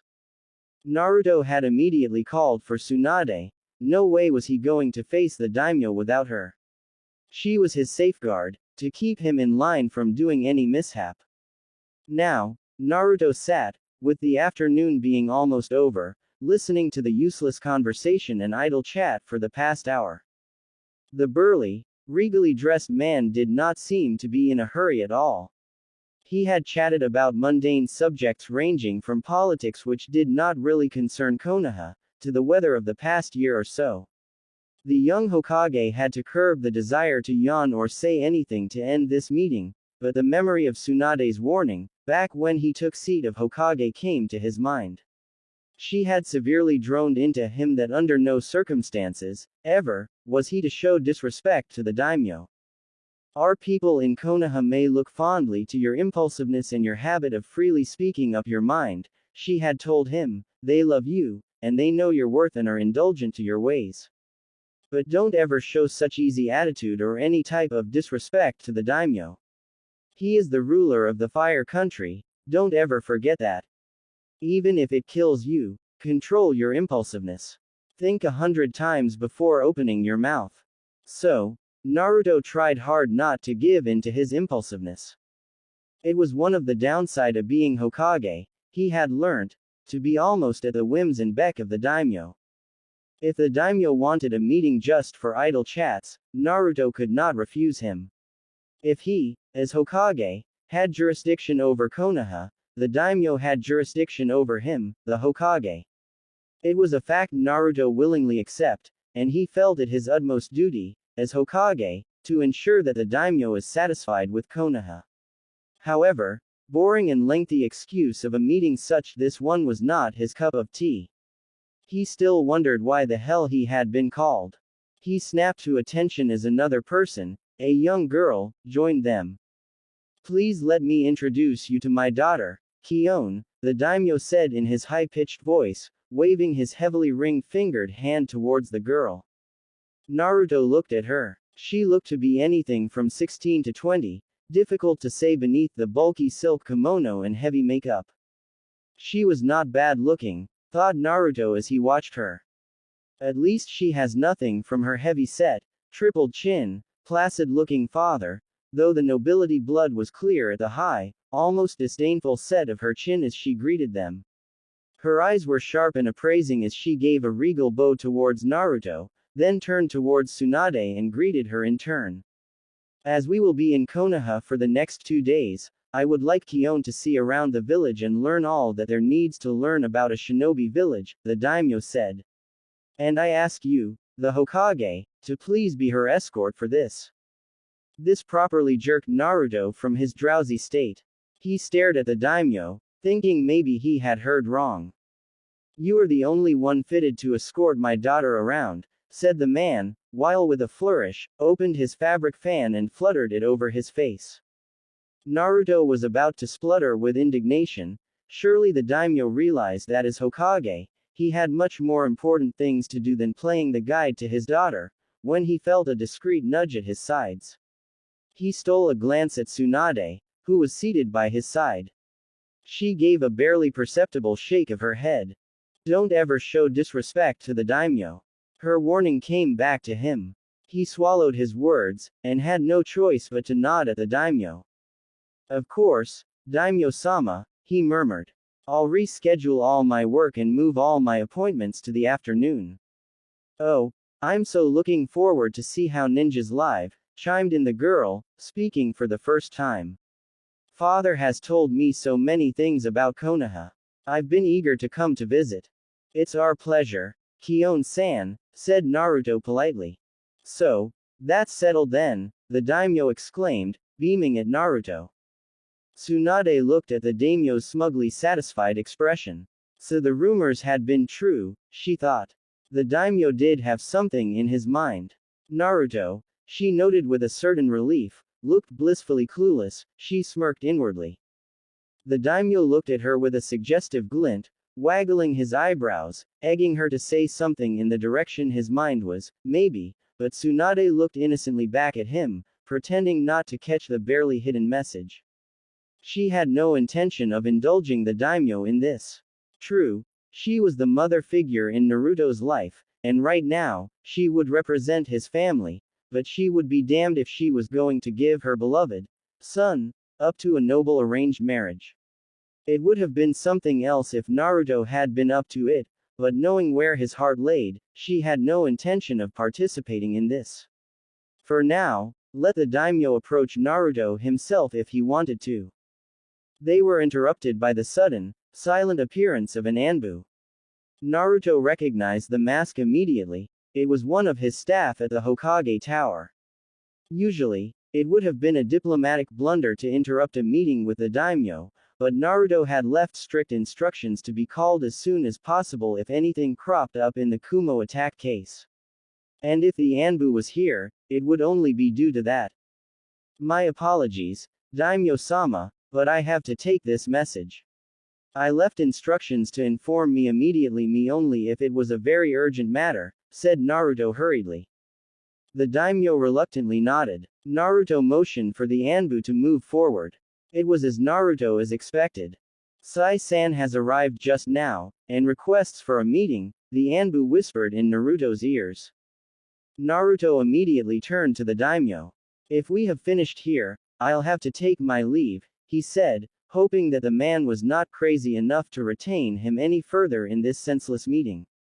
I have a very urgent intel coming in, and we, Naruto turned towards Tsunade, will need to attend to it immediately. The daimyo did not hide his annoyance. I had hoped that you would have dinner with us, he said in an almost whiny voice. Naruto retained an irritated retort. Maybe another time, daimyo-sama, he managed to say politely. This is primordial, it concerns national security. The daimyo gave a petulant sigh. Well, don't forget to pick Keon tomorrow for her visit, he said. Will 9 o'clock a.m. be okay? Asked Naruto, looking from the daimyo to the girl. She nodded. I'll be ready, she said. Naruto bowed to the daimyo, then to his daughter, Tsunade doing the same, before they both left. That was the most useless meeting I've been subjected to, Naruto lamented as soon as he and Tsunade was out of earshot. And what the hell does he take me to be, his personal tourist guide?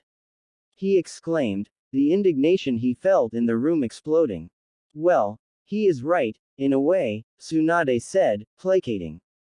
As per the protocol, being the daimyo's daughter, she has the right to the highest respect of Konoha, which is you, she told him. Naruto huffed. Tsunade did not tell him about her suspicion concerning the possible proposal the daimyo had in head. She thought it was better that he spend the next day showing Keon around not knowing about it. His usual, innocent self was the best deterrent to any possible moves.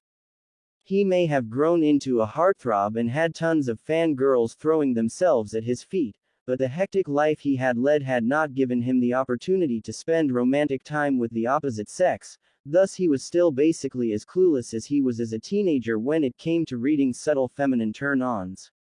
So, unless the girl would make some heavily suggestive moves, which Tsunade highly doubted, she would bet anything that Naruto would not recognize anything amiss, if there would be.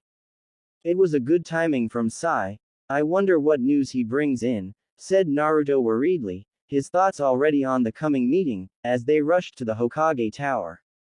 XOXOX. Naruto closed the report with a snap before gliding it to Tsunade.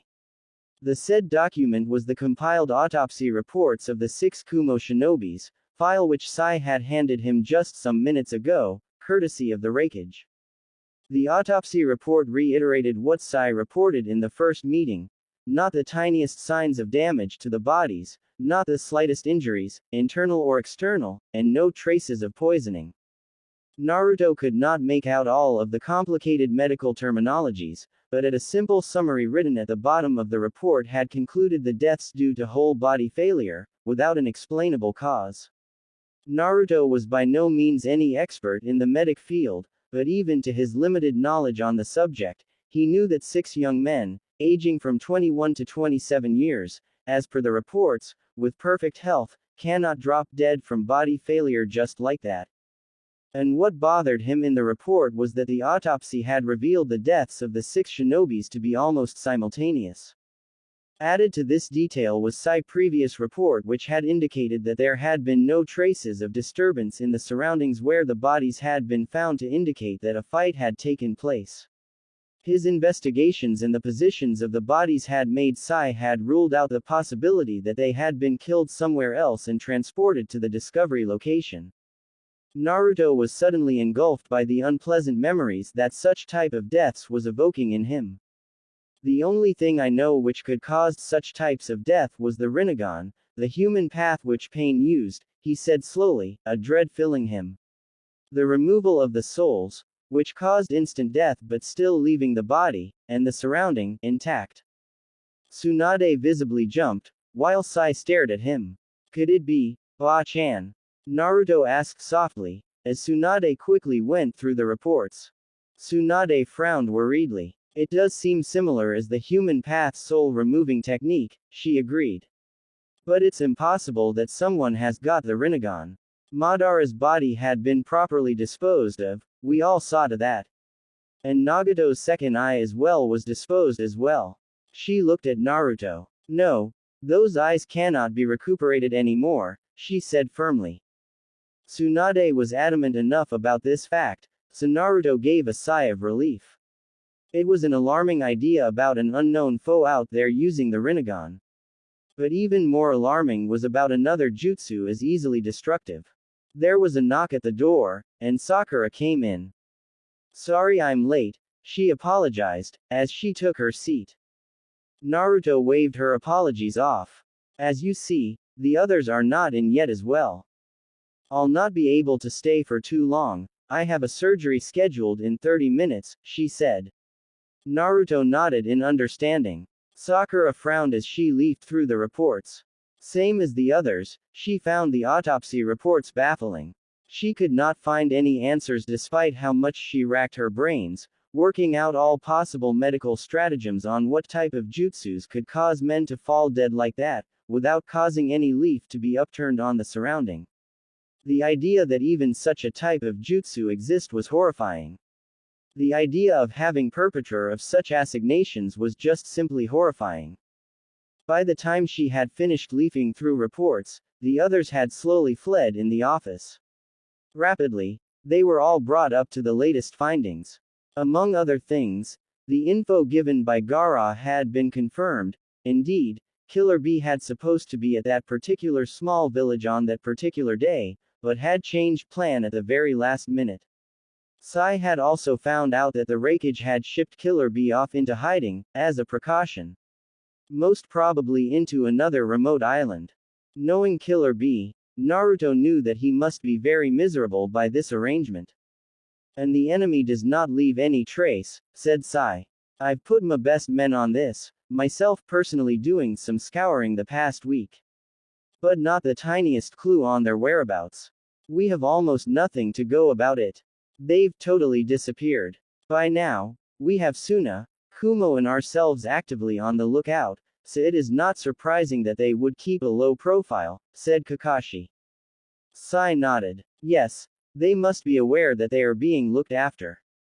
We haven't heard anything unusual again since. The discussion continued for a longer while, but no one had any new ideas to put in. Sakura stood up. I'll have to leave now, she said. The 30 minutes was over, she had to rush back to the hospital.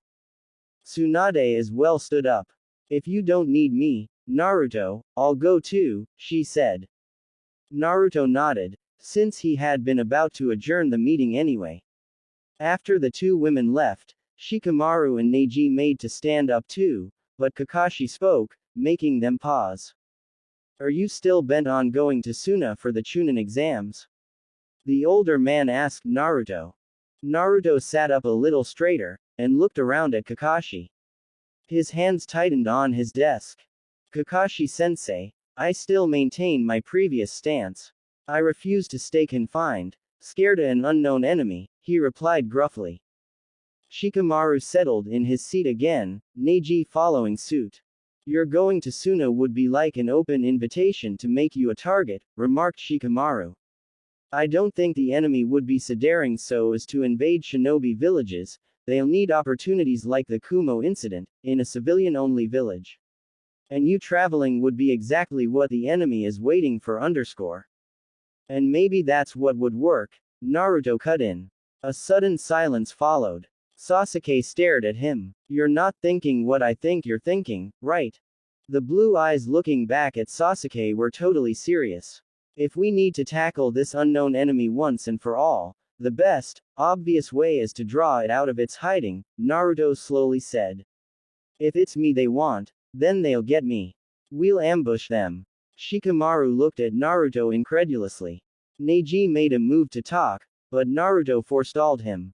With someone having a jutsu as powerful and lethal out there, it would be in all our best interest, or I should say all of the 5 nations' best interest, to stop this person as quickly as possible, he said earnestly, looking around at the incredulous and skeptical faces of his team. We just came out of a war. We've worked hard to attain this peace. We've lost many in the process. Why should we cower before an unknown group who wants to destroy this peace we have worked so hard for? We should not let them grow stronger while they are in hiding. But you serving as bait is pure folly. Protested Shikamaru finally. You're really playing with fire, Sasuke agreed, frowning. And I doubt Tsunade-sama and the council, in that matter, would agree to your foolish plan. Or Sakura. He did not say it aloud, but he was sure their teammate would not be happy about such a reckless action on the part of the blonde. They don't need to be told that we are planning to lure out the enemy, Naruto argued. Kakashi shook his head. Still rushing into things blindly, he sighed. You're the Hokage, you should not think about being a bait so easily as that, Neji finally spoke. As the Hokage, you have to ensure Konoha's safety first. Not to go and give yourself up so easily. And even if you don't like it, as a Jinchuriki, you have an even greater responsibility of being ensured that some crazy, power-lusting group does not get hold of you, Kakashi added. And I doubt that you'll be able to hide such an important matter from Tsunade or the council. As I said before, treating me as a mere weapon and hiding me, as was done at the beginning of the war, is not the solution, Naruto insisted. Kakashi shifted uncomfortably. You know that was not our decision, he calmly said. The war decisions were taken by the alliance. Tsunade-sama was against this.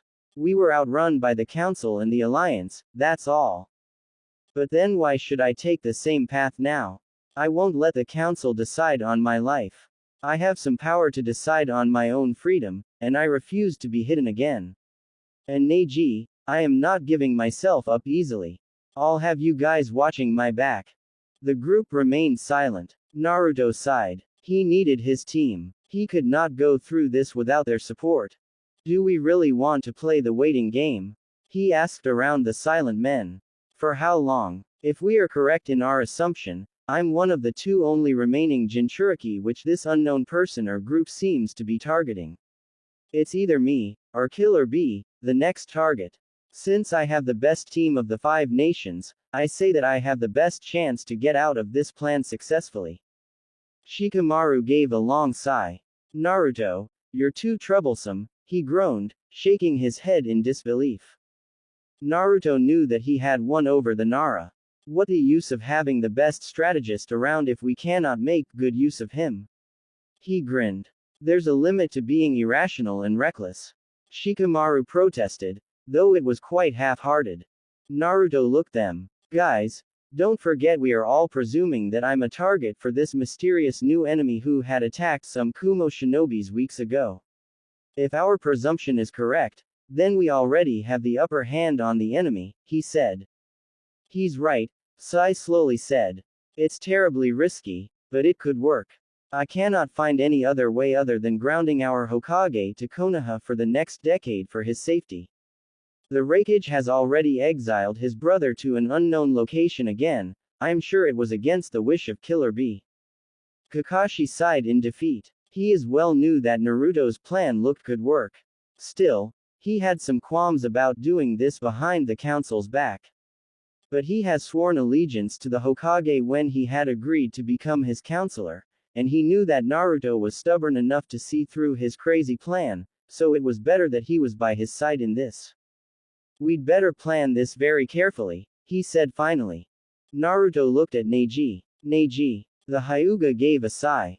We better ensure that we get the upper hand on this enemy, he said. Naruto breathed in relief. He didn't need to ask Sasuke. He knew that his friend would be by his side, no matter what. XOXOX. She'll kill us both if something happens to you, remarked Sasuke later, as he, Naruto and Sai made their way to Ichiraku. The three, being at a loose end after the meeting, had decided to have dinner together, while the rest of the group had dispersed. Yeah, I know, said Naruto. There was no need to ask who Sasuke was referring to. Same as Tsunade, I don't think I'll let her know. Sasuke smirked. You're stupid if you think you'll be able to keep her out of the loop. Sai smiled. It's been a long while that he had hanged around his friends. His long, frequent missions out of Konoha made that he was mostly unavailable to socialize. It was nice to be among his friends again. I'll do it, Naruto insisted. Sasuke glared at him in exasperation. Why am I letting myself be dragged into this? Because you're bored, Naruto grinned. And because you have no choice. Your place is by my side. Sasuke grumped. Ayame beamed her usual smile when the Hokage and his two friends entered the Ichiraku ramen bar. After ordering their food, the three settled down. Tomorrow I have to play guide to the daimyo's daughter, grumbled Naruto, remembering his meeting with the daimyo earlier. I felt as if I've been given a D-class mission back in our genin days, similar like when we had to catch Tora the cat. Sasuke raised his eyebrows. So that's all what the meeting with the daimyo was about? He asked. Yap. It was a total loss of time, talking about some far country's politics and the weather. Can you imagine it? He called for a meeting to talk about the weather. You must always maintain a good political relationship with the daimyo, Sai reminded him. Yeah, I know. But I didn't expect that having to play guide came along with the package, Naruto grumbled again. Surely showing such high nobility like the daimyo's daughter cannot be that bad. Sai asked. Unless she is unpleasant. He looked at Naruto expectantly. Naruto shook his head. She seems nice enough, though she hardly talked. But still, I have much more important things to use my time for, he complained. Like spending some more time with Sakura, he thought. He had barely managed to spend a decent time with her the past week. Both of them had been loaded with work. She had taken a new batch of genins at the beginning of the week, so she now had to teach on top of her medic nin duties. The very little free time she had was practically non-existent, it seemed. The couple of times he had managed to free himself to drop at the hospital, she had been taken in treating patients, and they could only have some few hurried words. She finished work so late at night that he thought it would be better not to retain her further, she obviously needed to have a decent rest. And why does she need to know about a shinobi life anyway? Continued Naruto, the day with Keon looming ahead. Sasuke looked wordlessly at him, exasperated. He had a small idea what was in the daimyo's mind, but he would be damned if he was going to be the one to tell this to Naruto. Whatever his reasons, you better do this properly, said Sai, his face serious. I have an excellent book about rules of courting a girl. I can lend it to you so that you have a quick look for tomorrow. Sasuke almost did a facepalm. Naruto spluttered in protest. Hey, I'm not courting this girl. Sai shrugged. He still held the habit of learning about ways in books, though he had come a long way from the cold, emotionless teenage boy that they had known when he first joined the Kakashi group. Still, it's better that you know, he said. Let me run some of the rules with you. And before Naruto could place another words, he went on, punctuality is primordial. Don't be late to pick her up, not even by 1 minute. Then, since this is your first time taking her out, you could take her to a tea house as a starter, it will be proper. Sigh. Naruto was practically jumping from his seat. It's just an official tour, not a courting date. I'll just take her to the main administrative buildings and maybe to some training grounds, that's all.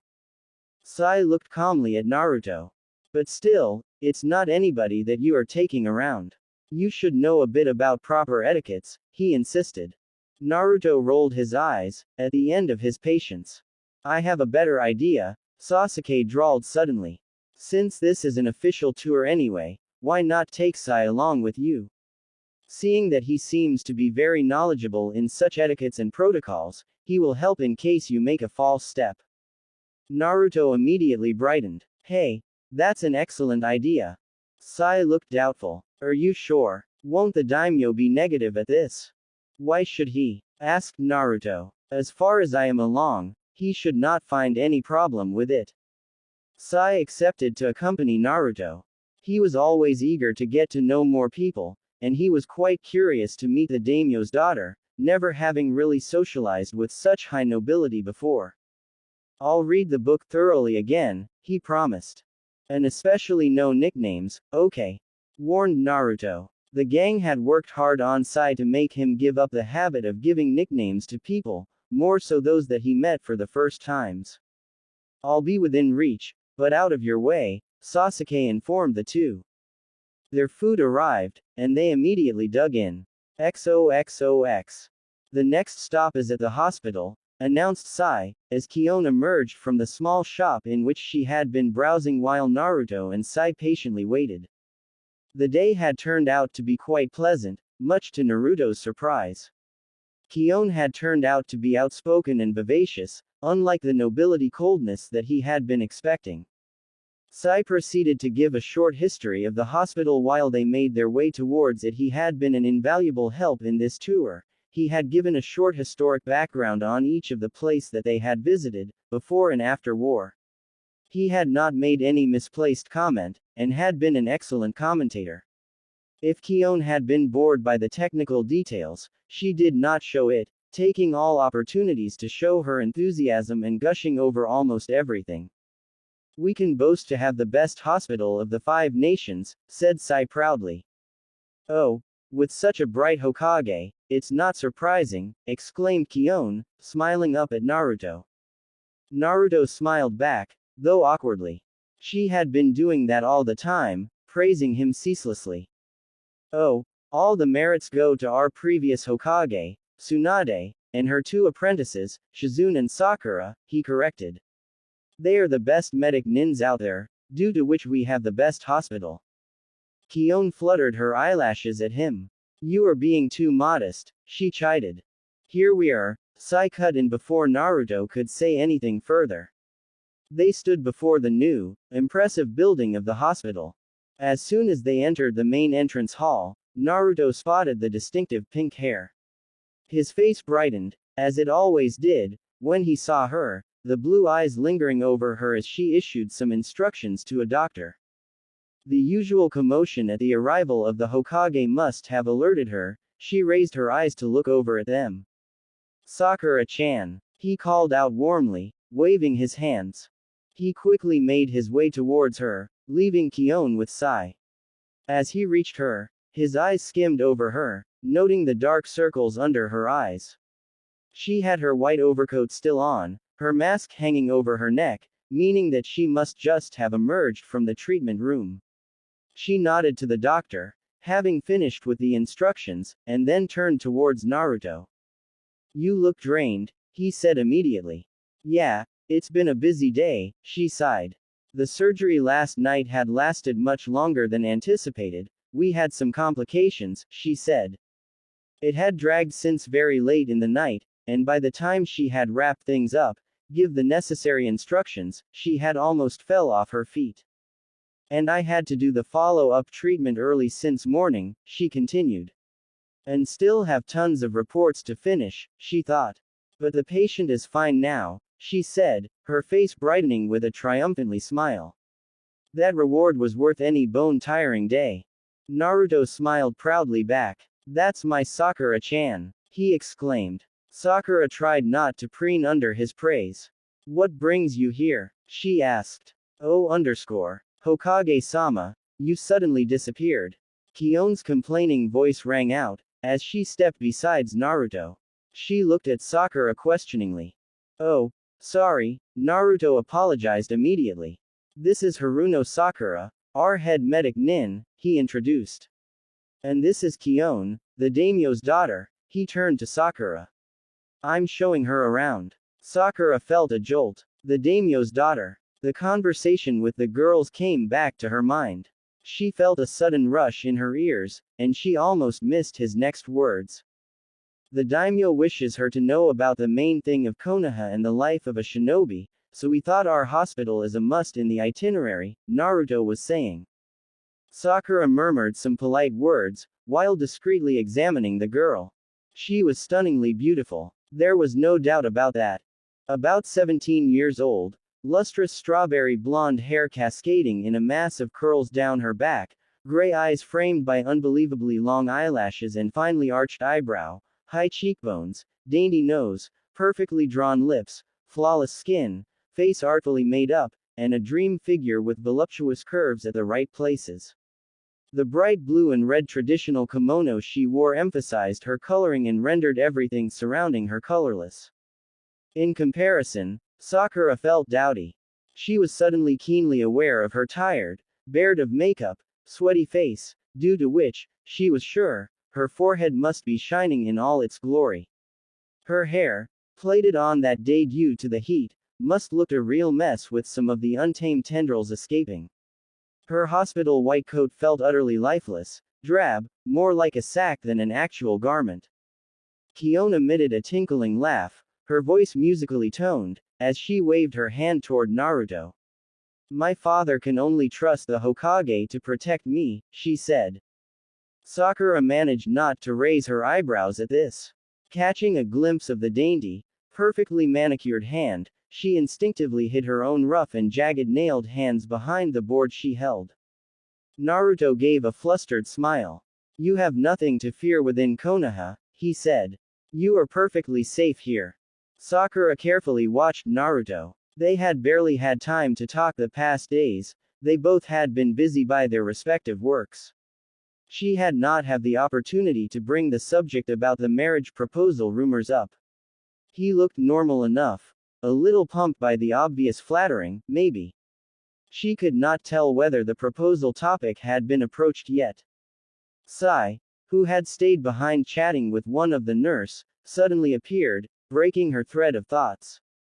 Hi, ugh_. The immediate death glare he received from those green eyes stopped him on time.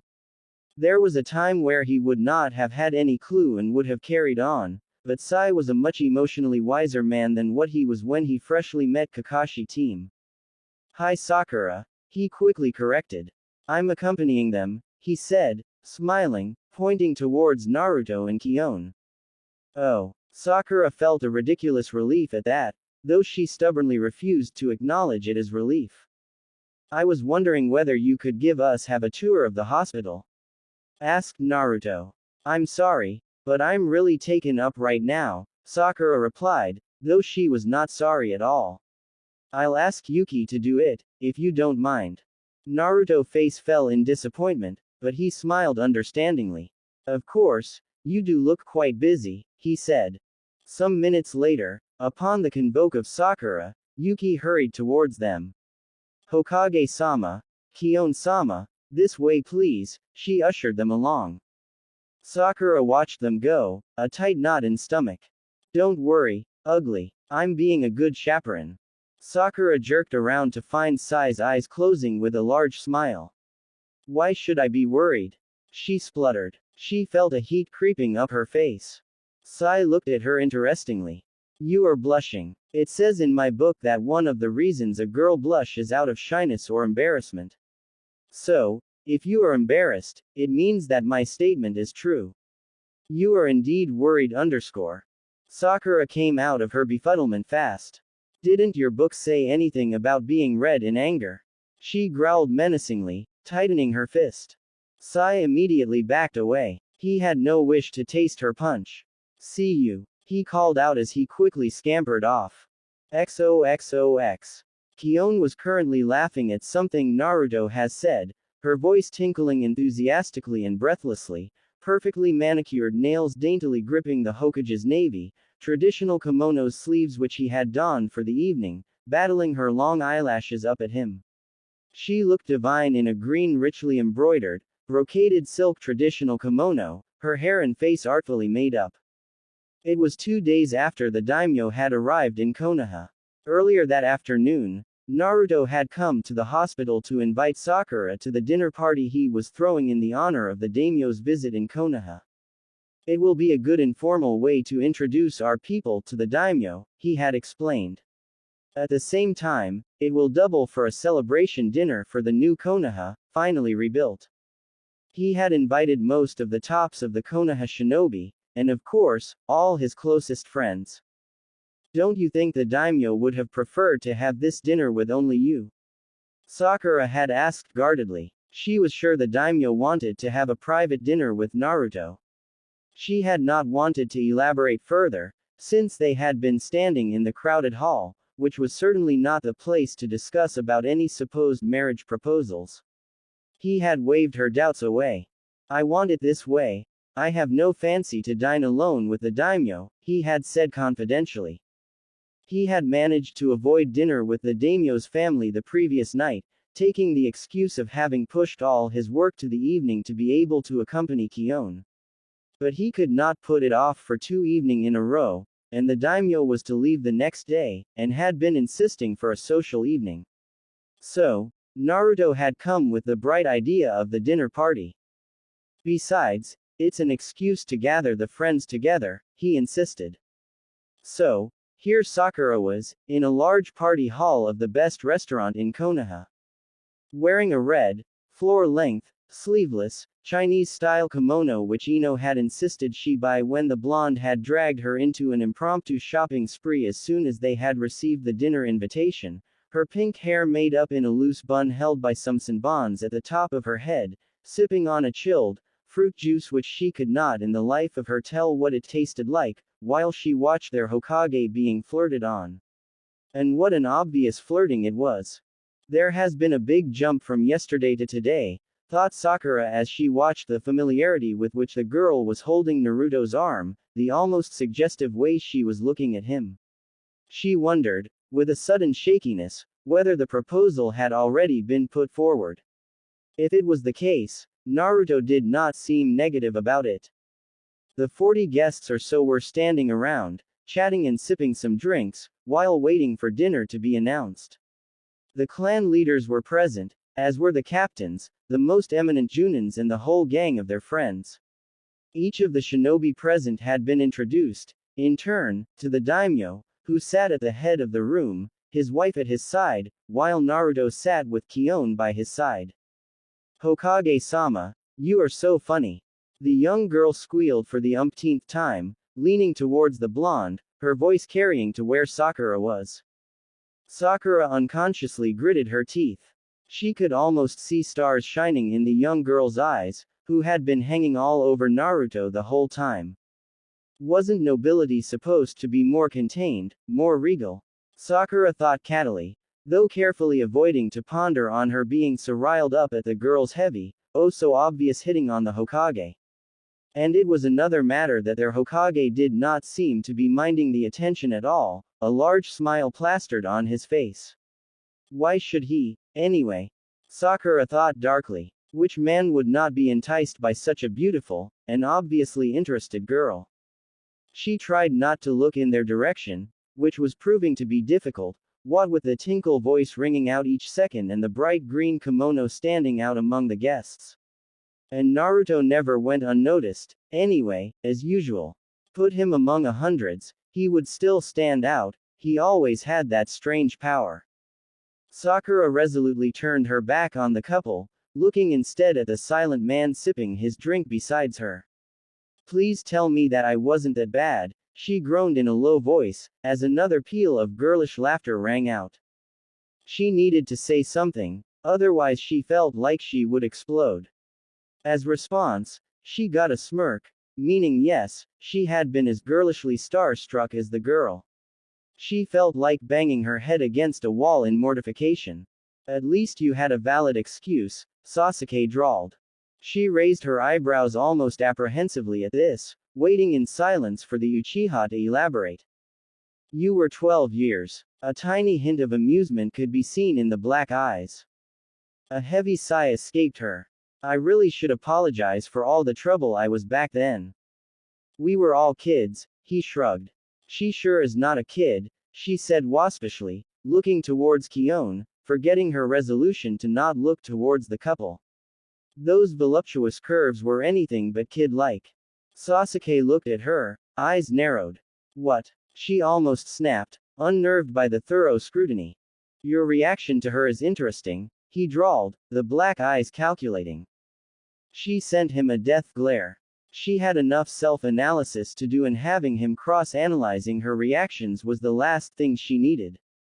Uchiha, if you want me to forget that you tried to ram a weapon in me twice, you'd better drop the direction your thought is taking.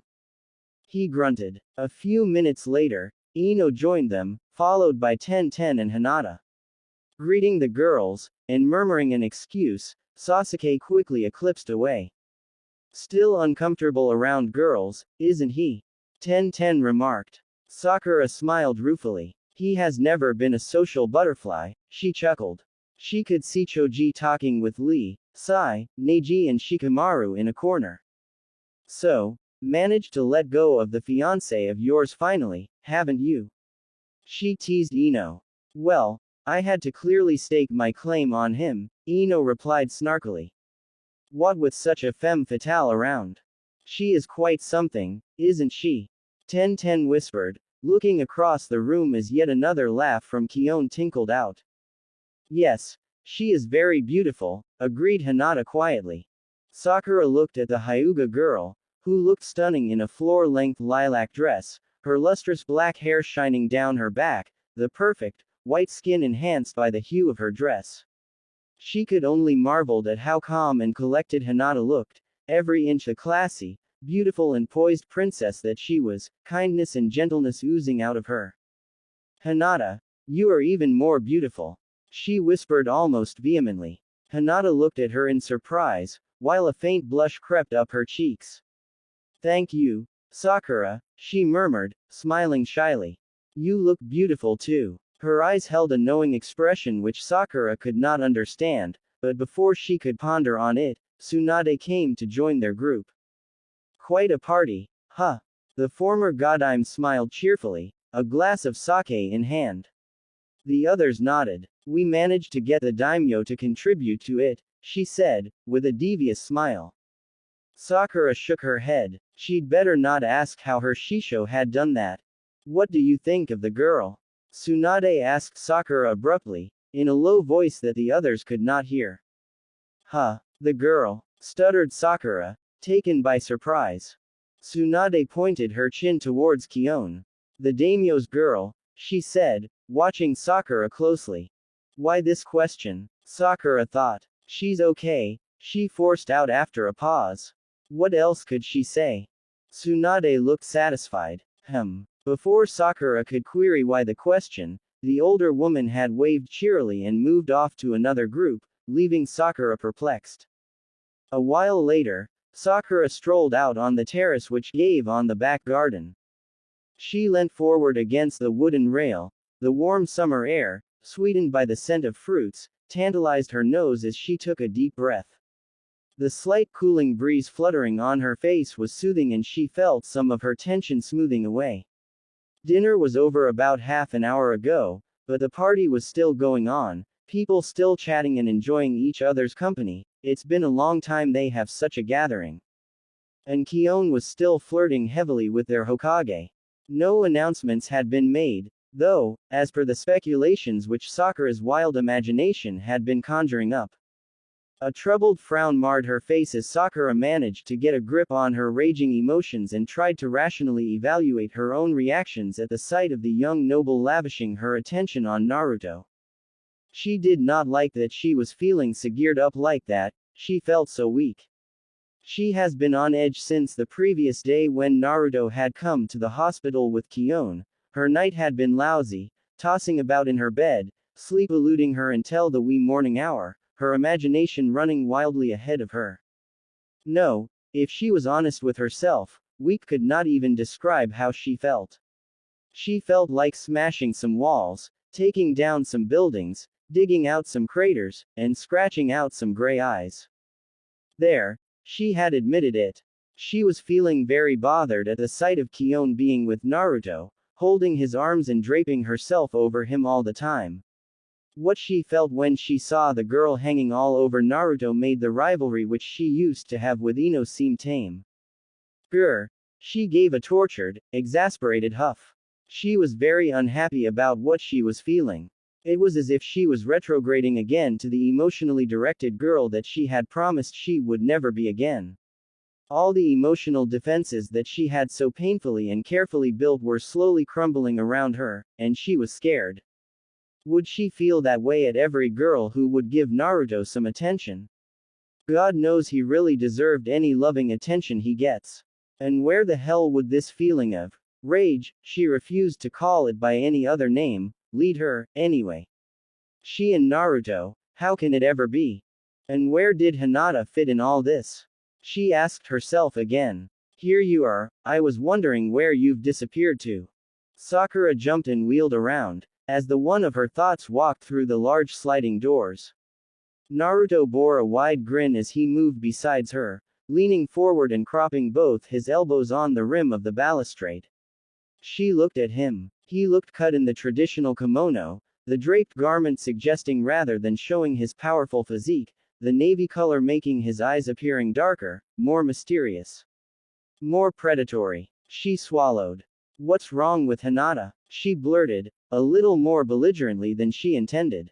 Huh? What's wrong with Hinata? Eyebrows slammed in a frown, he immediately straightened himself and looked with urgent concern towards the inside of hall, where Hinata had been earlier. No, nothing has happened to her, she said hastily, and he turned back to look at her, puzzled. I meant, if you are so bent on marrying into nobility, why don't you choose Hinata? His eyes widened in surprise. Before he could say anything, she hurried on, she has always loved you, from far back when all of us used to look down on you. She has always treated you right. She's very beautiful, kind, sweet, strong, perfect, and she did not think 1 minute about sacrificing herself for you during the pain fight, so, why? Sakura felt she was trespassing onto dangerous territory, but she could not stop herself. She had never dared ask him the question. But they were best friends, surely she could ask. And she wanted to know. Remorse was apparent on his face as he looked down at his feet. After a silence during which Sakura quivered in uncertainty, feeling that she had indeed crossed a boundary, he looked up at her, eyes guarded. I don't lie to myself, Sakura, he said softly, face serious. Her breath hitched silently. Those words, they evoked some painful memories.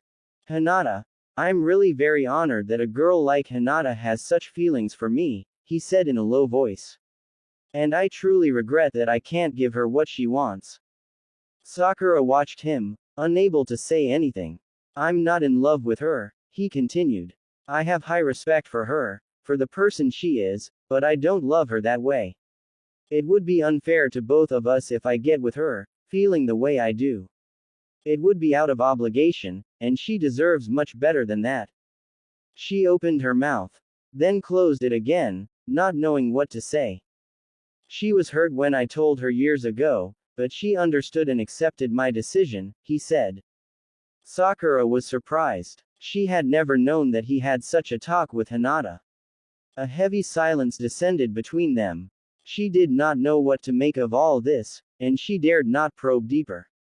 She suddenly felt vulnerable, her stomach churning. Not liking the feeling, she went into her defensive mode, and glared at him. So, are you trying to say that you are in love with her? She almost snapped, pointing her chin towards the Keon. The heavy atmosphere immediately dissipated at her waspish tone. He looked flabbergasted. Huh, where does that come from? You seem to be positive about the proposal. She could not prevent the accusing tone of her voice. Quote, exclamation mark. Which proposal? He looked genuinely mystified. She suddenly felt some misgivings. Maybe the proposal had not been put forward yet. He looked questioningly at her, expecting a reply. She shuffled uncomfortably, suddenly feeling very stupid about her outburst. Why the hell didn't I hold my tongue? She thought desperately, regretting her lack of control. The silence stretched, as he continued to watch her expectantly. Aware that she should say something, she took a deep breath.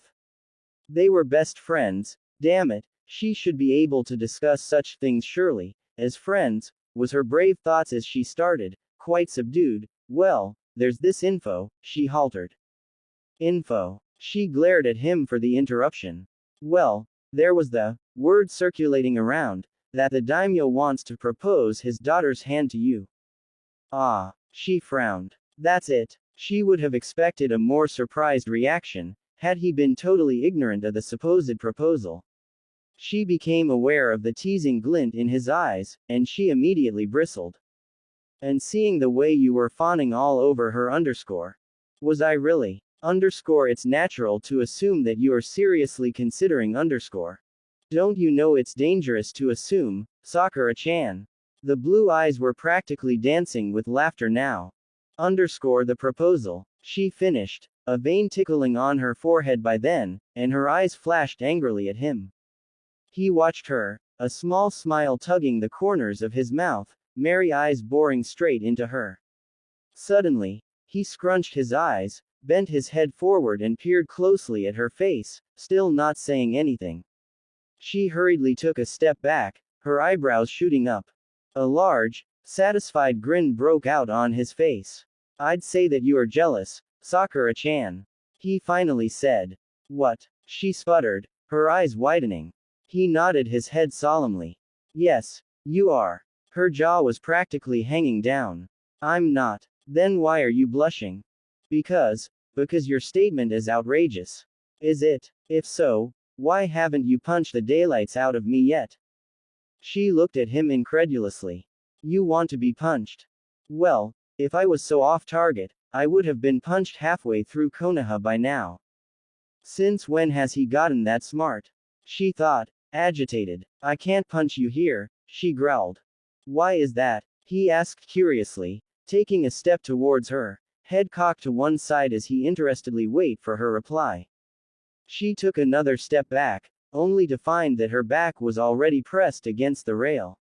His proximity and low, suave voice were doing strange things to her, like turning her feet into jelly.